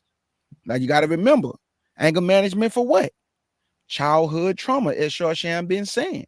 I wasn't healed from my trauma. So I would take my trauma out on other people when they're not the one that caused the trauma, but the one who caused the trauma, I couldn't put my hands on him. So you do it to other people. Niggas say the wrong thing. You going from 0 to 60. You see what I'm saying? So trauma will cause you to act not rational, bro. You'll be irrational. You won't be rational. You're gonna be emotional. I'm gonna just call myself out. When you don't hear from your trauma as a man, you're gonna be emotional. You're gonna react at anything. Boom. Nigga say the wrong thing, you want to fight. Nigga look at you crazy, you want to fight. Right. Nigga can't even talk to you because he said the wrong thing. You losing an argument, you getting mad because of trauma. But once you heal from that trauma, and the Most High renew you as a new creature, not that you're gonna forget what happened, you just become a better person. That's it. Already. And that's facts, man. We got to stop looking at just the outside, but getting to know someone, and you know, that's the connection that you need first with somebody, that spiritual connection, and then you get the physical connection and understanding someone mentally. Because a lot of people, you know, and a lot of women, a lot of men, they be scared to open up. Like how, you know, we like how me and you, KG, we have our conversations and we can talk to each other like brothers and not be ashamed, but you know, speak our emotions, because women don't understand, you know. Hey, they like, we can't talk to our wife about some shit, but I can go to my brother and have a vulnerable conversation with you and be safe and feel better and physically heal myself by talking to my brother about some shit. Because I had a brother like that, you know. My brother Sammy, he passed away from COVID. He was an Israelite, you know, and he wasn't an Israelite all on the internet and stuff like that, but he taught me a lot of things, you know, and that destroyed me because I was going through some things, and that, you know, I actually cried to my brother on the phone. You know what I mean? Like, we had a vulnerable talk, man. And you know, I like, I'm not ashamed to say that. Like, you know, he was a man that actually comforted me, you know, during a time that I was going through some a heartache. And you know, as a brother, and he let me know, man, it's gonna be all right. Like, you know, I'm here for you, bro, but I understand what you're going through. But he was like, but sometimes, man, you know, us as men, that's what we need, because we don't have nobody to lean on, because we go through so much, because you got to be the man, and you got to deal with your kids, and you got to deal with your wife, and then you got to help your brothers and your sisters, and it's just so much pressure on.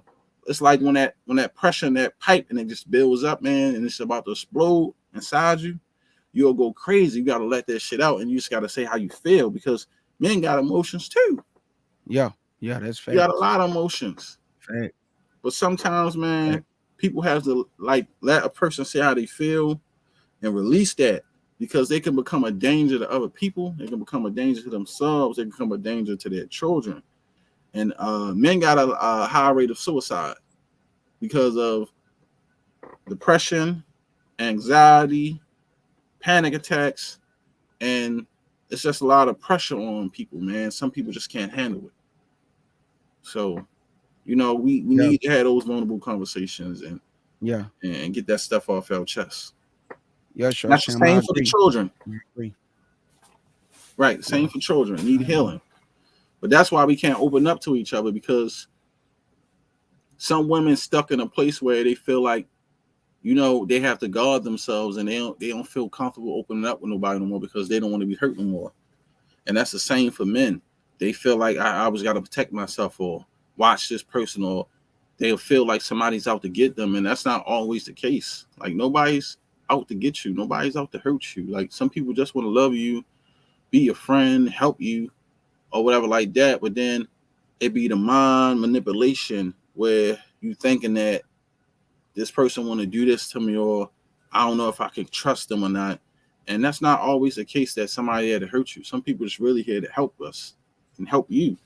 You know, it's just, you have to learn how to love again, trust again, be a friend again, even if you want to have boundaries to a certain degree. But we all just can't look at each other and think that nobody in this world is trustworthy. That's all I'm saying, KG. No, I got you. But let me ask you this, brother. Do you think the reason why we don't open up to one another is because we don't trust each other? And do you think it has a lot to do with a lot of people are hypocrites?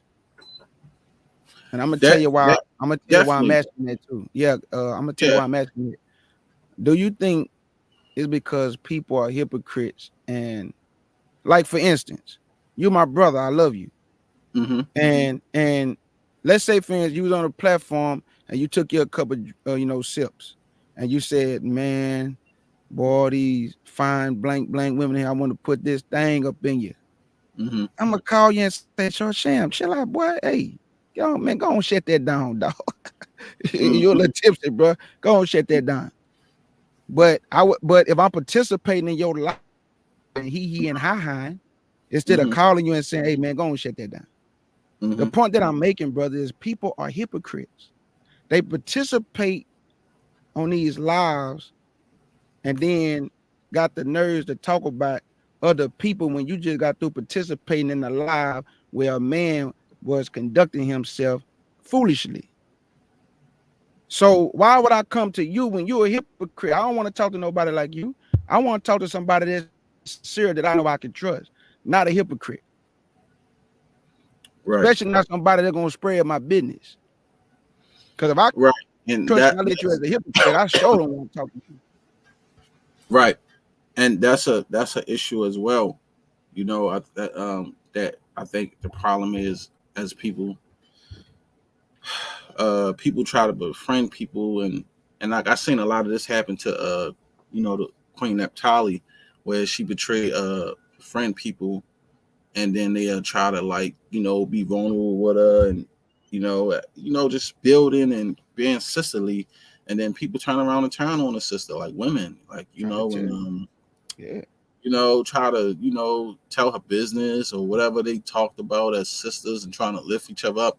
And like the whole time, people have manipulation tactics. They have evil spirits, man. And people out here really to cause chaos, and not really to, you know, spread the love and the sincerity. Thank you. You know, trying to build another person up. And I saw that sister go through that. And you know, I told Naphtali, like, you know, I understand, sis. You know, and that's why, you know, her experience in the Israelite community, I understand why she feel the pain that she feel, because you know, the heartbreak that she been through with women, and the issues and the disrespect that she been through with the men, and you know, that's just a part of the struggle in this thing. You know what I mean? It's, like I said, it's a lot of devils in this community, and it's not a lot of good people, but those that's good in the community, that's good to you, man, love them and deal with them, the good in the community. Right. The rest of the people in the community, the hell with them. You know what I mean? The hell with them. Like, they don't really, not concerned about your feelings, what you're going through, things you may be going through in life. Like, we all going through shit, you know? We all dealing with some struggle. You know, we all on the same region, and we might be some miles apart here and there, or in some different cities, but the same shit that's going on in my city is pretty much going on in your city. We all got to get up and go to these same plantations. We all got to deal with the suppression. You know, it's just that we need to be with the like-minded people that likes to be with us, that's caring about their family, their children, and build with like-minded people. And that's a lot that, you know, me, Elder QANATH, and Naphtali, and you, and all of us talk about. It's being around people with that same type of mindset, that love each other and care for the family, and not out just for selfish reasons and things like that. But I definitely agree with what you're saying, man. You can't, I mean, okay, Judy, you can't do certain things, man. And a lot of people out here is just hypocritical. You know, they're not really for the family, you know. Sometimes you have to correct your brother or sister. Brothers got to realize this, man. Listen, somebody talking to you or saying, listen, man, like, and I'm gonna just say this.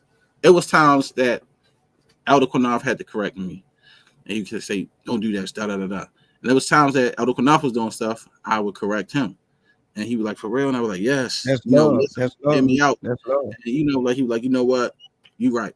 And I was like, just look at this and you'll see what I'm saying. And I told him some things, and he was like, you know what, my bad, you right about that, I'm sorry for that, da da da.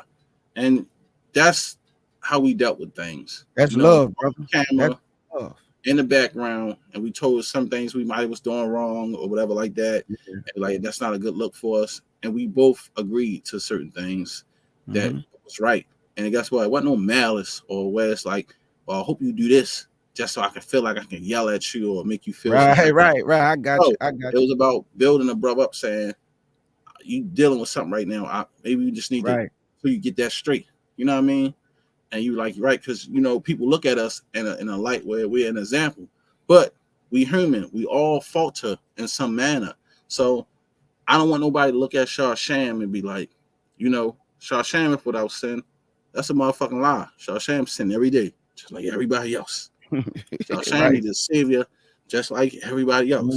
Facts. You know what I'm saying? You see Shar Sham, or I'm out and about, or maybe in the same city, or maybe we might hook up one day, and we just hanging out, and a beautiful woman walk past, and I look.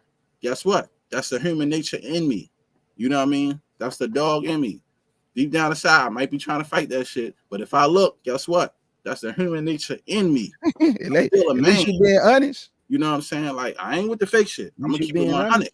Because one thing about me, I face my demons. That's why I tell people all the time. I look myself in the mirror. I know, you know, my alts and everything. I'm not afraid of it. I don't give a fuck no more. Because I'm like, once you get a certain age, it's like you got to man up and realize you know your flaws, you know your faults. The thing is, people have flaws and faults, and instead of trying to face them and deal with them, they try to hide that shit like they ain't got nothing going on, or like that ain't really me. Man, Elder QANATH tell you, man, we ain't on no fake shit. You hang around us, now tell you we gonna keep it 100% real. Yep. And you like, damn, Sham, y'all really is wild and crazy. Yes, the fuck we are. You know the real us. This is us. Right. You try to tell you, right, they'll tell you we look. Shout out to Star Lima. We love y'all. I love y'all. Big salute to Star and Lima, man. They will tell you, my beloved. We keep it 100. Listen, they hanging around us. We ain't talking no scriptures all day. We might be talking about some shit at the club, drinking some liquor, talking about some TV shit, living life, man. I ain't on that fake shit. Listen, brother, you keeping it 100 though. Preaching some goddamn Bible all the time. I know some breakdowns. I know some deep shit. Yeah, I can teach you a lot. But I ain't gonna be sitting here and we're gonna be around each other all day. And you think we just gonna be reading and going over scriptures? That's bullshit. No, we gonna be outside chilling, kids playing, we cooking on the grill, living life, because that's what it's about, man. I ain't with that fake shit. I ain't no holy roly. I ain't no goddamn saint. I ain't walking around with no right garment on. I ain't walking around with no priest robe on like these dudes being One West, acting like they ain't do shit. I'm trying to tell y'all, them niggas is the most wickedest niggas in Israel. It's the niggas who y'all see on camera and off camera and just hanging with them. And they got all the fucking shit on their body 24/7. I'm walking around. They the most evilest, devilish niggas in Israel. Telling y'all. Right. It's them. It ain't the motherfucker who you think saying he ain't got no fringes on or he just got tassels on and he just got a nice little fit on. It ain't them. It's the motherfuckers who got all that shit on 24/7. More holy, acting like they more holy than thou. They the wickedest motherfuckers in the nation of Israel. Believe me, I'm telling y'all. And all they do all day, try to talk that scripture shit. You out of order, brother. You ain't dealing with the Lord. You ain't got no fringes on. I'm telling y'all, they the devil the Bible speaks of. No lie. No lie. The most devilish people around. Always trying to tell you they looking out for you, and they the most wicked in Israel. It's the ones who trying to act like they super holy and super righteous. Right.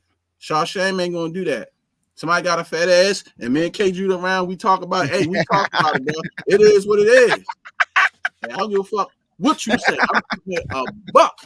That's real life. I'm not a fake person. I can't do that shit. That's why I can't be around a lot of people, because shit they do, I'm not with that shit. I ain't with that fake shit. I'm sorry. I might want to sip me a little bit of wine today. I'm not an alcoholic, but I might want to hit some wine or take me a shot of some hard liquor. You feel me? I ain't drunk, but I'm just keeping it real. I'm a realist. That's why you don't take enough pictures. I know, because I live in real fucking life. I don't mind taking pictures sometimes, but Sham, I live in real fucking life. Real life 3D. That's how I live. I don't live in fantasy worlds with the fake stuff. I can't do it. You know, so if a person can't deal with a person for realness, I don't want to be around you, because I ain't no fake nigga. Y'all not going to meet me. I'm going to tell y'all this while we on camera.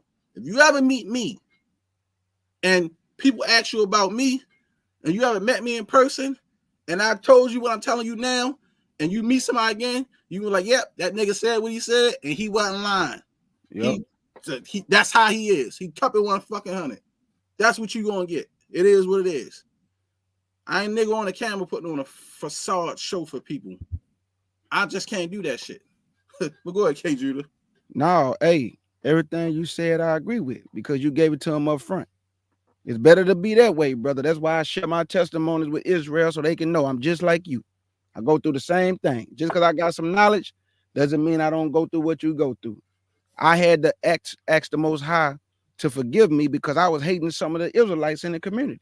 I confessed that before the congregation. I used to say, man, I hate these people, bro. And I used to go and say, Most High, please forgive me, Father. I'm not saying it with malice. I'm just angry. You know, I don't understand why these people don't want to accept this beautiful word, something so pure, something so good. I just hate these people sometimes. But He know my heart. I wasn't saying it out of malice. I was just angry, bro. So by you confessing something like that to your people, they be like, oh man, I was going through the same thing. Thank you, brother. Man, I was just going through that, man. Can't you to go through what we go through? So yeah, brother. Well, what you see with me is what you get. That's why I don't put no expectations on me. I can't meet them. I can't meet your expectations because you say something wrong to me, I'm gonna say something wrong to you. If you respect me, I'm gonna respect you. So whatever I have to be when I need to be, that's what I'm gonna need to be. So I don't need your expectation, because you don't know what you're gonna get. You disrespect me, I'm coming right back at your neck. Oh man, you supposed to stay in the spirit. Well, they need to stay in the spirit. Don't tell me what to do, and they ain't doing it. Tell them to go stay in the spirit. Hey, right. You got different spirits. Spirits of war, spirits of hate, spirits of love. Yeah. It depends on how the fucking spirit is, the spirit that I'm going to be in. Because you ain't going to be coming at me in the spirit of war. And I'm just like, oh, I love you, brother. But you're going to punch me in my face. Hell fuck no.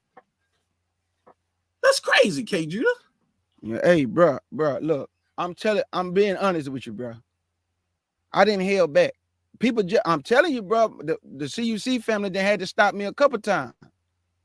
Just from really just saying what I wanted to say to light souls to the fire. I mean, like fire to the soul. So, man, people better stop playing with me, bro. I'm just being honest.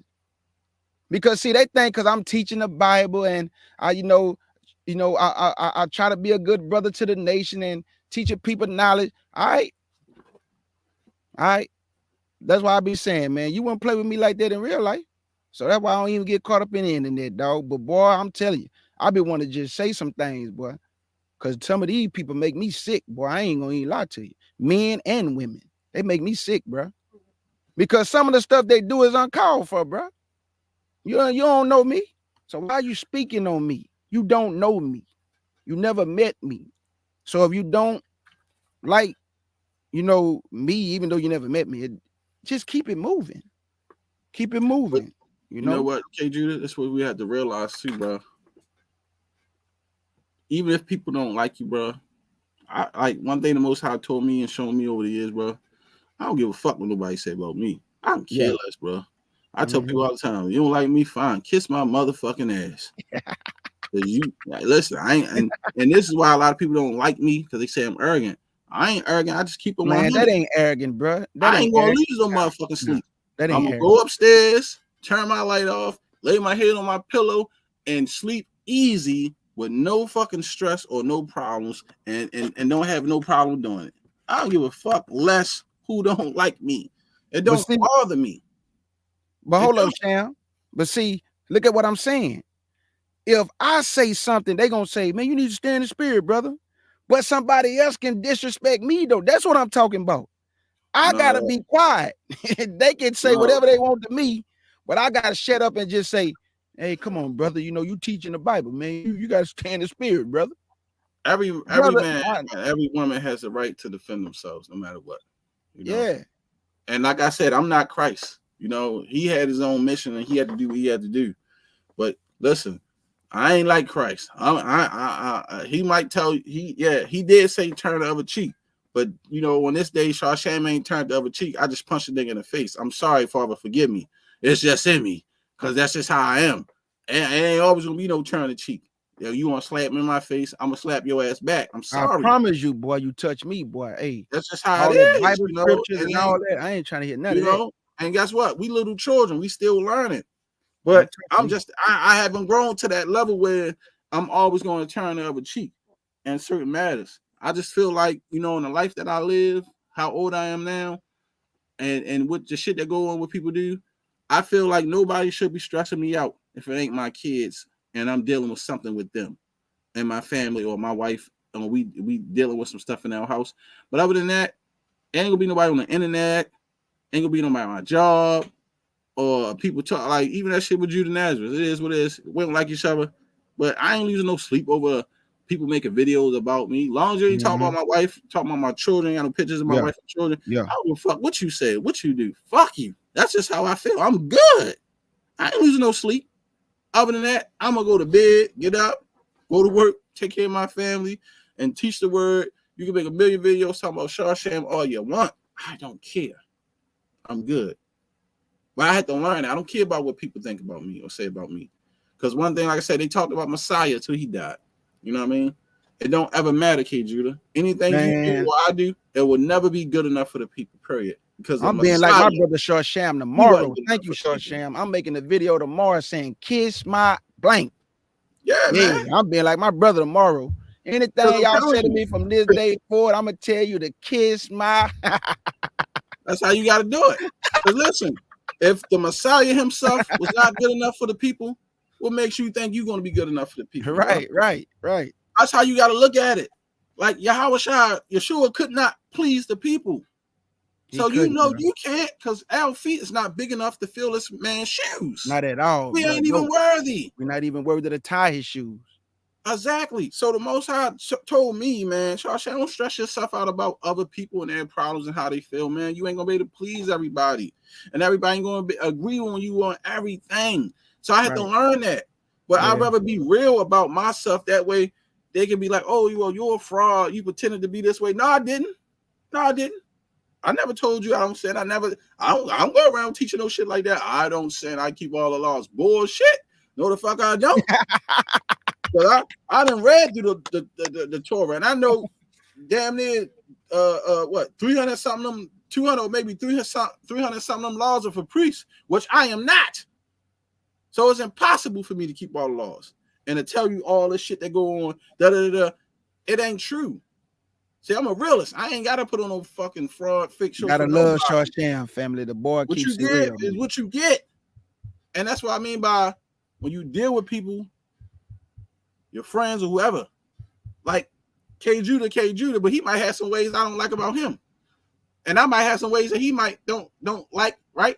But we might tell it to each other, but we might it ain't no way it's like we hating on each other. Like we might need to sharpen up on this, but ain't right. They're just ways that you got, or you like, you know what? That's just my brother. That's how he is. You know what I'm saying? But guess what? Everybody got ways about themselves that you wish that could be better. That's just how a person is. Like, that's in them. Because we built with fucking flaws. And Shar Sham, if you see something in me, please let me know. That's love, brother. Right. You helping me. You sharpening your brother.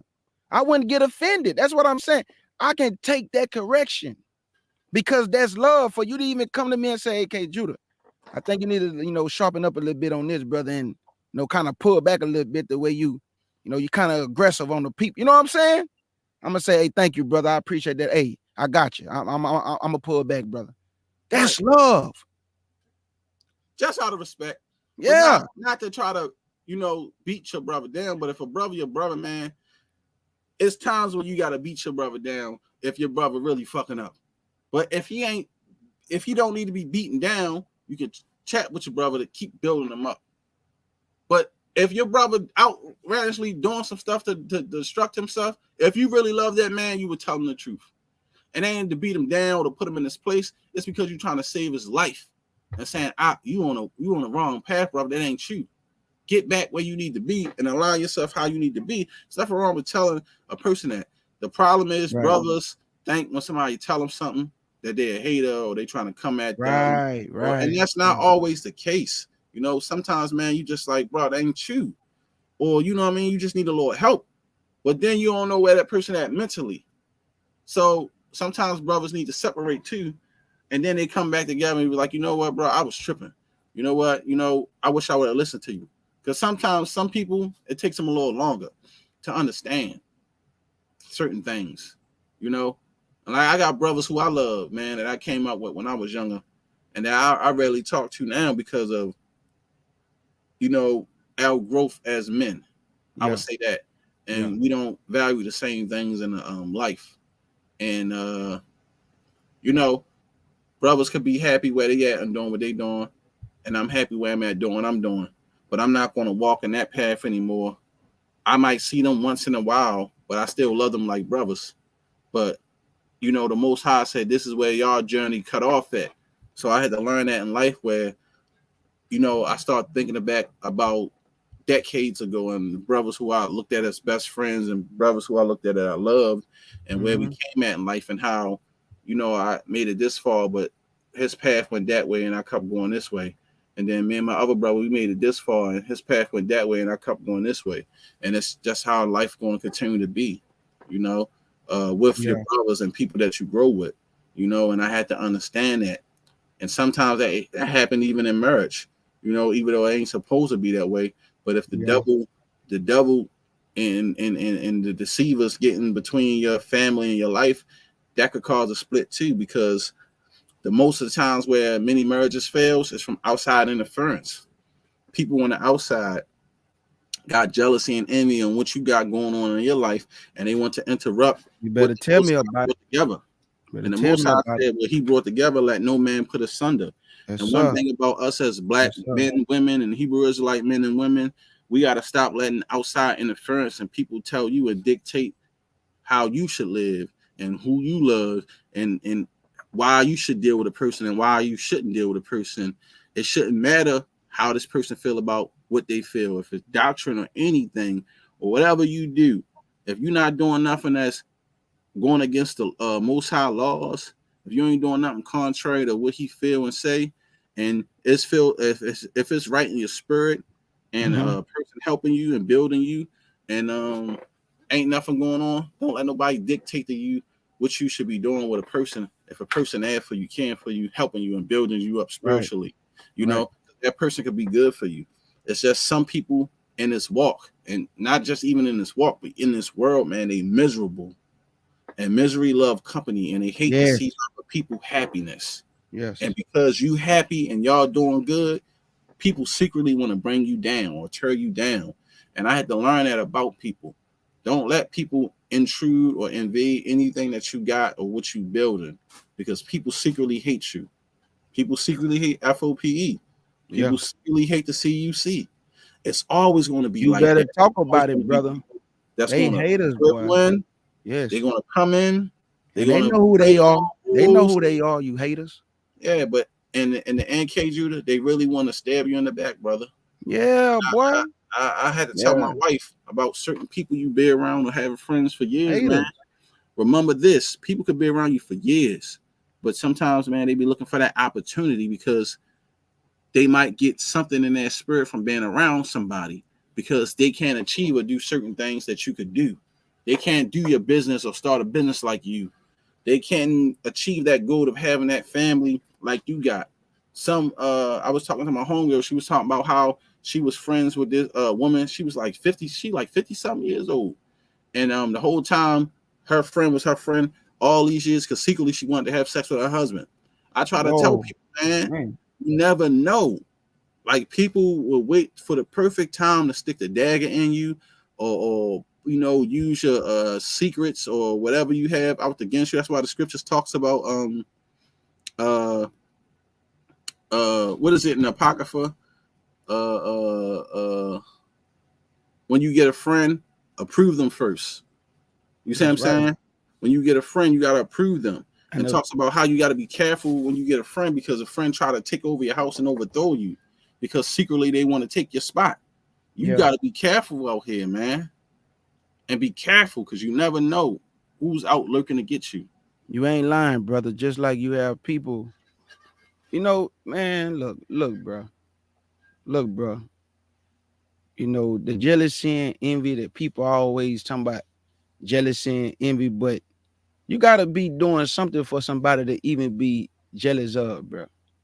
And what I mean by that is that it gotta be some impact that you making that can even cause people to even look at you to be jealous of. It may be the way your knowledge, that the Most High bless you with the knowledge. It can be the way people are drawn to you, bro.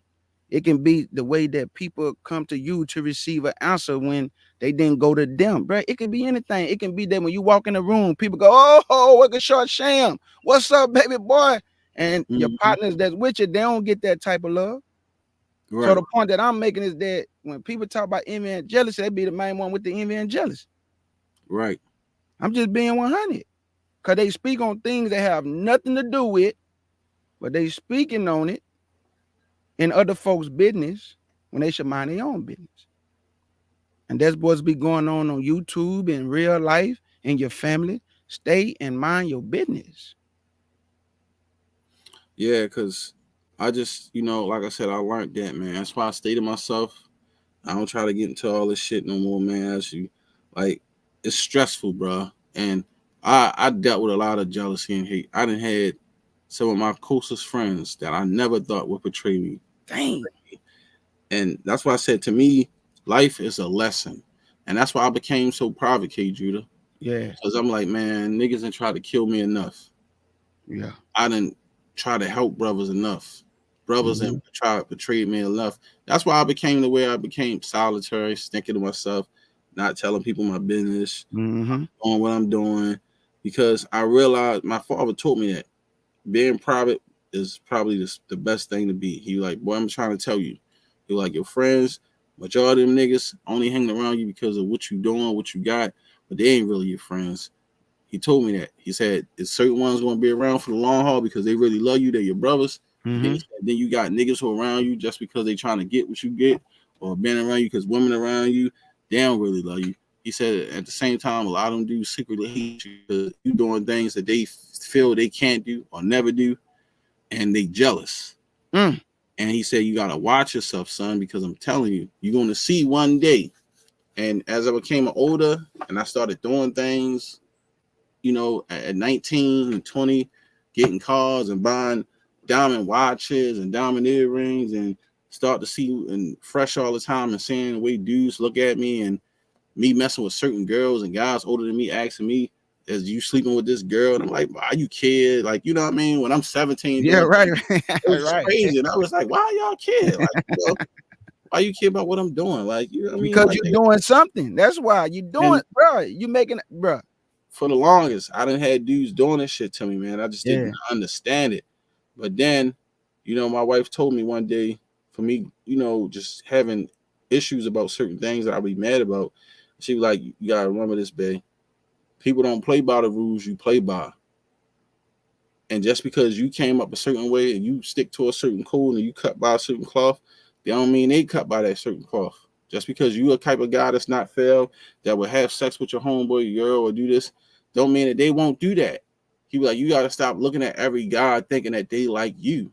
You are you. You know, I had to learn that. You know, I had to learn what you just said about everybody not playing by the same rules. My uncle had to give me the game. Me and my best friend, we got into it one time. When he didn't have a car, I was making sure he get to work, feeding him out my pocket, being a real friend to him. He got a car before I got a car. He wouldn't even bring me home. He started acting funny, man. We almost got in a squabble because, dang, bro, you acting funny now. I can't get a ride home. So I stopped dealing with him. So my uncle, he said, nephew, what you mad about? So I look at my uncle like, nigga, what you mean? This nigga fake. Nigga ain't my friend. Man, girl, my uncle told me. That boy say, so you gonna let another man change who you are? And man, hey, that hit me in my soul though, boy. Because basically my uncle told me what he was telling me is that if he not right, that don't mean you start being like him, nephew. You still be right and you be you. He got to deal with that, not you. He said, but if you become like him, then how you gonna get mad at him when you like him? Right. Sham, that was the best game I ever received in my life, boy. That was the best game that I ever received in my life, boy. And that's why, to this day, I know without a shadow of a doubt, bro, I can read the energy that if somebody around you, you giving them encouragement, but the encouragement don't work. Because they so busy watching you, brother, that they can't fulfill their own obligation, their own purpose in life. Because they watching you because, let's just move the Bible out the way. There's an aura about Sham that how you were just saying when you're dressing fly, the jewelry, the earrings. Men can just see that, brother, and envy that. Man, what this nigga think he is, man, coming around here all shined up and, you know, looking good, and all the women want to highlight him. You know, they get jealous of that. I used to argue with niggas in the hood because they used to get mad. I'd be fussing with niggas like on a fight and shit because they be like, nigga, why you got 4 earrings? This was before I even had a nose ring, right? And I was like, nigga, I got 2 holes in each ear. They 14 karat gold and diamonds. What? I said they real. Ain't no fake shit, nigga. What? I said, so you got a problem wearing diamond earrings?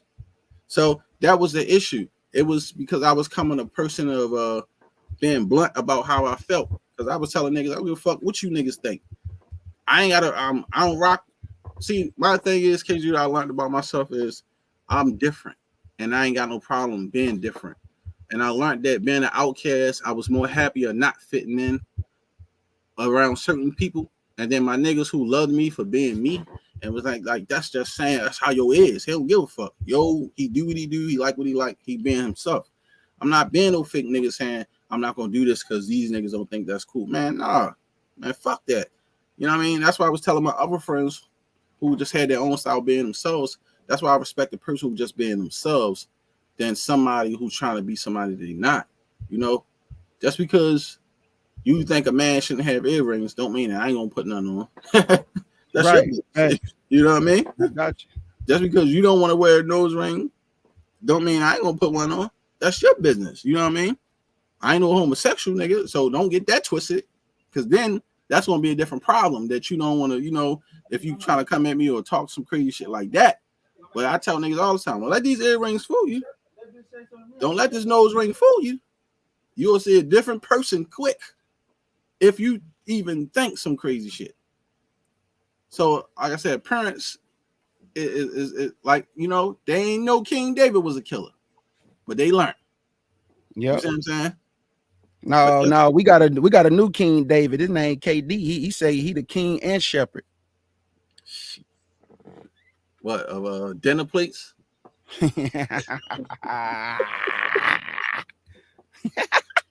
on, man. My scriptures tell you about being a nigga at the table, and he's definitely that. Justifying eating pork. Yeah, sure, Sham. Boy, you look like you about to crash out. Boy, yeah, get you some rest, brother. Yeah, I'm gonna call it quits in a few minutes. But this was a great live, brother. You spoke truth too, and I love how you put the balance on it. That anybody who will come across this live can see that, man, you ain't attacking no black women, bro. You just speaking the truth. The fact that, you know, when our sons out here, you know, being nurtured by the mothers and looking up to the mothers, and that's all they have at the moment. Mm-hmm. We just got to be careful what we putting out here on this social media or out here to the world, because it can damage a young man, and it can even damage a daughter if you know, because that situation would have been flipped around. Mm-hmm. And let's just say, for instance, a daughter see her father just behaving in a strange way, that can cause trauma in her to where she just allow men to just have, you know, they way with her, right? Because of her hurting, pain, and trauma. So yeah, we just got to be careful, bro.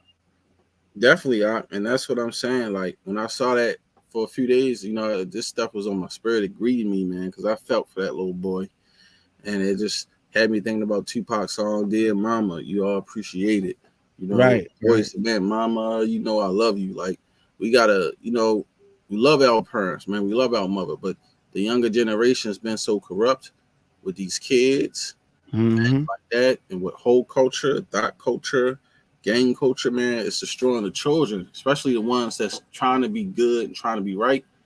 Those are kids you need to protect most, especially the smart kids, because they're your future doctors, your future lawyers, and things like that. And doing things like that to embarrass them, it's not a good thing. I was even saying that about LeBron James' mom for sleeping with one of his teammates. You know, she got drug problems. Yeah. You know, that was a big embarrassing moment for that man, being famous and stuff like that. And then your mother sleep with your teammate, and he all homeless now and cracked out his mind. But you just got to think about what that done to the man. And then people, you know, making songs about him saying that's why, you know, Delonte West fucked on your moms and things like that. You know what I mean? Can you imagine how that affected him playing his career and playing basketball and knowing every day people will be talking about this all across the world in the media, and then you got people, this dude playing on a team with you, and then now you getting into it with other players about to fight. They be like, "Now that's why Delonte West fuck your mother." You feel me? Can you imagine that on a basketball court when they coming up and down the court and they run by that boy and say, "Yeah, why your mama got smashed?" Yeah. But his father wasn't around. You see what I'm saying? Yeah, but that's what we mean by the psychological damage that it can do to somebody. You know what I'm saying? You got to be careful. Even though this happened when he was a grown man, guess what, though? It still hurt him because that's his mother. And if he didn't love her, he wouldn't have her around like that. But he made the mistake of having his mother coming to the games and saying, "Oh, well, that's LeBron mom." No, ma, get your ass out this locker room. You don't belong in here. There's no reason why you should be around here. You see what I'm saying? Yeah. Go wait like everybody else. What you doing just isn't right. Because I don't know if you know, but recently a hockey player, he was 19 or 18, just signed a big hockey contract to one of them teams. One of his teammates had sex with his mother, and they terminated the hockey player. He was a nice hockey player too. The guy that did it, he was like 35, 36, had sex with the boy's mother. His mother looked a nice, looking woman, but yeah, his teammate had sex with his mom. Yep, and they got rid of his ass quick. It was like he was old and washed up anyway, and then the guy that was coming in, it's like the prime new face of hockey or whatever like that, was real nice. Man, they had to get rid of him, bro. And that's what I be trying to tell people, man. Like the parents, man, and like the shit that y'all do affects the children too, man. Now this boy just started his hockey career, and now he has to deal with that his teammate slept with his mother because he had a nice looking mother. But then this is something that's going to haunt him now because he's in the spotlight. Let's go all over media. Right. I don't even watch hockey. How the hell would I know this? You see what I'm saying? Right. I don't think nobody speak against her, Oracle, because she a heathen. You know what I'm saying? So, I mean, that's just my opinion. That I don't think nobody worry about Scott and Pippen wife because she a heathen. So I spoke out about that because I felt like Jordan's son is wrong. He shouldn't be messing with his father, friend, ex-wife. Yeah. To me, that's and I felt like as Michael Jordan, if that was my son, I would step to my son and tell him that's not right. I heard he tried to, but his son, wasn't trying to hear it. I heard Michael Jordan he disapproved of the relationship. So it did come out that Michael Jordan disapproved of his son being with Scottie Pippen, but he grown. He gonna do what he want to do. So even though he grown, it's still wrong though. Right, but what I'm saying is that shows how much respect he got for his father, because that's your dad, man. You should listen to him. You know what I mean? Yeah. Especially man, Scottie Pippen ex-wife, because I heard, boy, she for the streets. Exactly. But then you got to think about it. His children was raised rich, man. They came up in a gated community. They don't have no understanding of the streets, bro, and way things work. Right. And that's probably another reason why his father disappointed in him too, because he probably never he see a exotic looking woman, so he's like, oh, wow, she look. You know what I mean? You got to, when you think about it, in the mentality of these guys growing up and the way that they grow up, and that's why I like. You know what? I'm glad I wasn't born rich. I'm glad I wasn't born with a silver spoon in my mouth.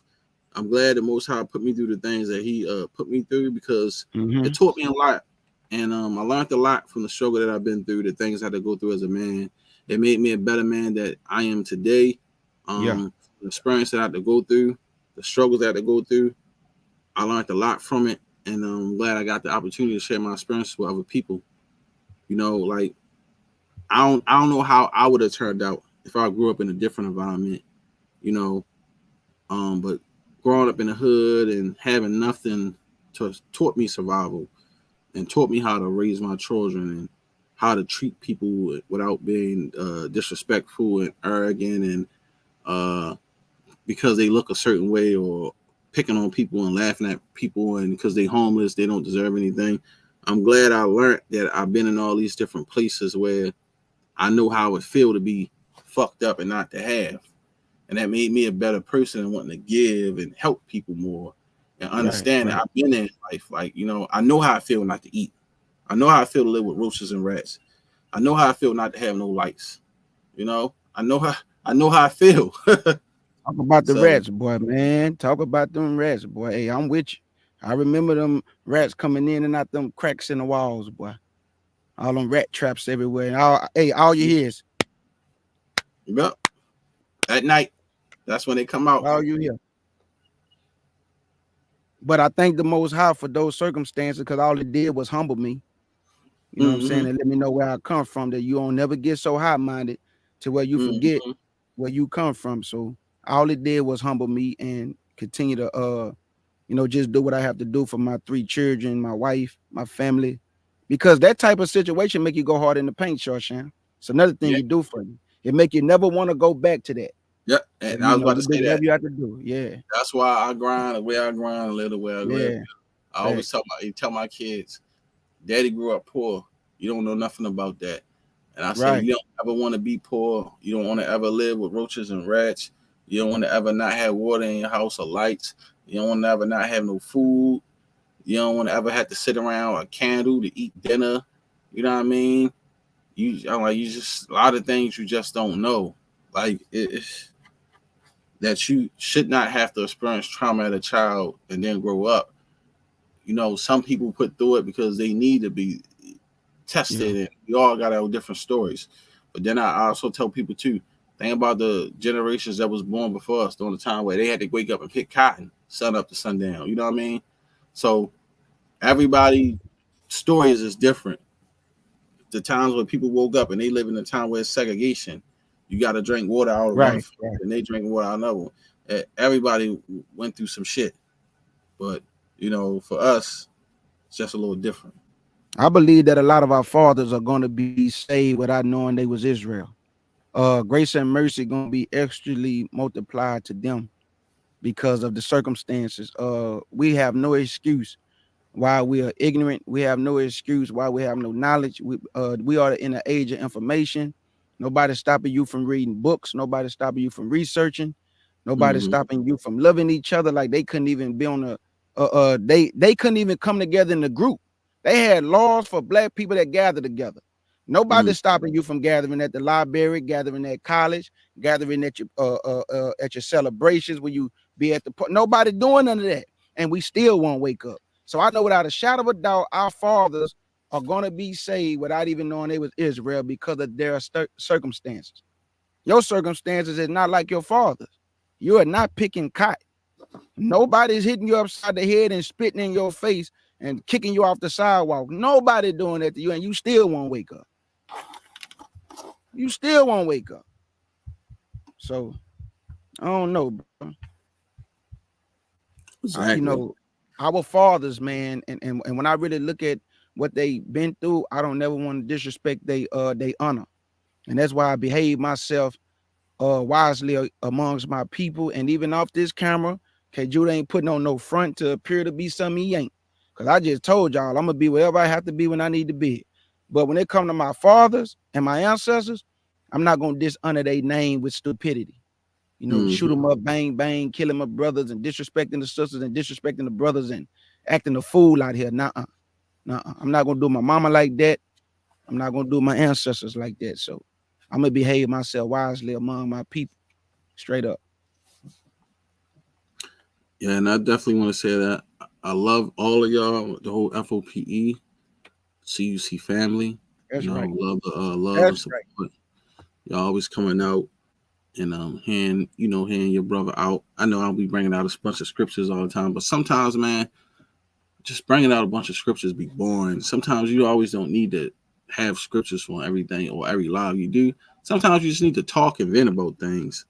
You know what I mean? Because that's why you do open panels a lot. Sometimes we just do open panels where we just talk. Yeah, like I'm so tired of the Israelite thing where read. You got a whole list of like 80 scriptures and shit, and like that should be boring sometimes. And I ain't saying that the Most High word is boring, but sometimes as a family, you just need to talk. You don't need 80 million scriptures all the time to keep beating it in people's head or beating things in their head. Sometimes you can just talk and understand, like, listen, we know this shit ain't right.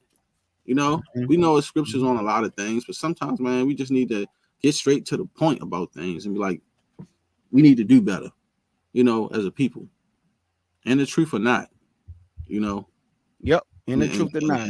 And check out behavior. Yeah, it's true. You know, check out behavior. That's all. That's all I'm saying, family. Check out behavior. Dipping on my head. It's crazy. I be dipping on my head.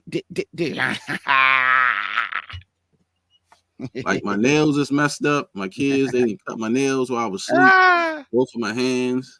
I wake up, I got beard hair all on my chest. My daughter was cutting on my beard with scissors and my mustache. My other daughter took some damn flushable wipes while I'm sleeping. I got paper in my mouth. She was cleaning my teeth with. I'm like, my kids. I'm like, listen, man. I don't know. They trying to pamper me or what. I love my daughters, but they crazy. I'm trying to tell you, KG. You gotta love them, bro. You gotta love them. I'm like, what the? And I was tired that day, bro. I'm like, what in the hell is going on, Daddy? We got to clean your teeth. I don't need you to clean my teeth with no goddamn flushable wipe. I been here playing hide go see with my baby, and she be coming up with all the rules. She be like, no, you gotta stand right there, and then I'm gonna go hide, and you count to 10, but you gotta turn around, close your eyes, and go in the room. I be like, man, you don't make the rules, just go hide, man. I'm gonna count to 10 and come get you. Trying to come up with all the rules, man. I mean, she be trying to come up with all type of rules. You don't be high go seeing and coming up with them rules, dog. She just making up new generation of rules. But yeah, Shar Sham, great bill, my brother, man. I love you with the pure heart. I'm dipping on my haters. I know you out there. I see you, but I'm just laughing at you because you make yourself look dumb and stupid. And I want to say, definitely support my brother K Judah, cleanupcrew.com. Make sure y'all go get some apparel. He got some beautiful gear over there, family. And Appreciate it, I'm definitely gonna get mine. Shouts out to our beautiful sister Oracle 007. She did a beautiful video. 007. Sporting some of K Judah attires. Our sister looked very beautiful. You should actually model. That nigga, all right. That nigga, all right. She all right. She definitely killed that thing. And, she all right. She all right, my brother. She did that for us. So. Shouts out to our sister Oracle 007 and the whole CUC family up there, all the cleanup crew sisters. We love y'all. All my F.O.P.E brothers and sisters, we love y'all. That's right. Appreciate y'all. We up out of here. Nah, my sister Arca, though, big salute to you and thank you, my sister. All my CUC sisters, y'all are the best. Disregard the haters. They don't know y'all. I know y'all behind the scene and in front of the scene. Y'all do a lot of work behind the scene and y'all help people in real life. Big salute to y'all in the F.O.P.E family. Salute. Okay, Shalom, family. Family all around me.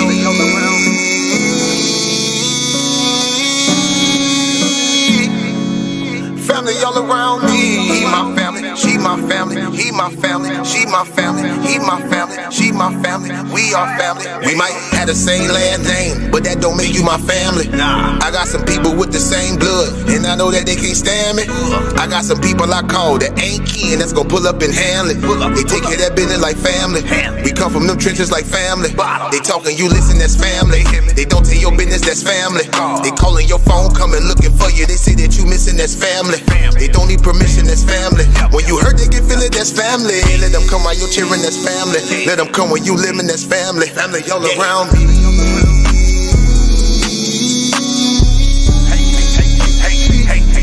Hey, family all around me. He my family, she my family. He my family, she my family. He my family, she my family. We are family all around me.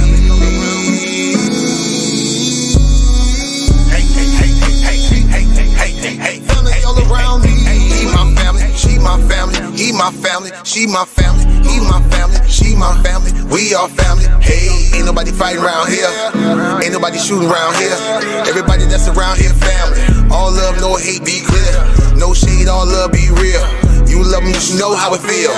Tired of all these badass kids. Tired of paying all these bills. Family going through the same thing, so they know exactly how you feel. They supply a shoulder I can cry. I provide a place where they can heal. Leave my money out, they don't steal. Let them have it if it's for a bill. Soldier for me when they in the field. Only way I live, family all around me.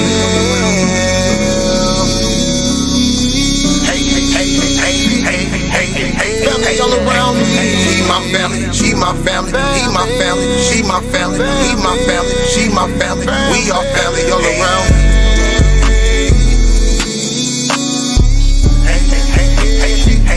Hey, family all around me. He my family, she my family. He my family, she my family. He my family, she my family. We are family. We might have the same last name, but that don't make you my family.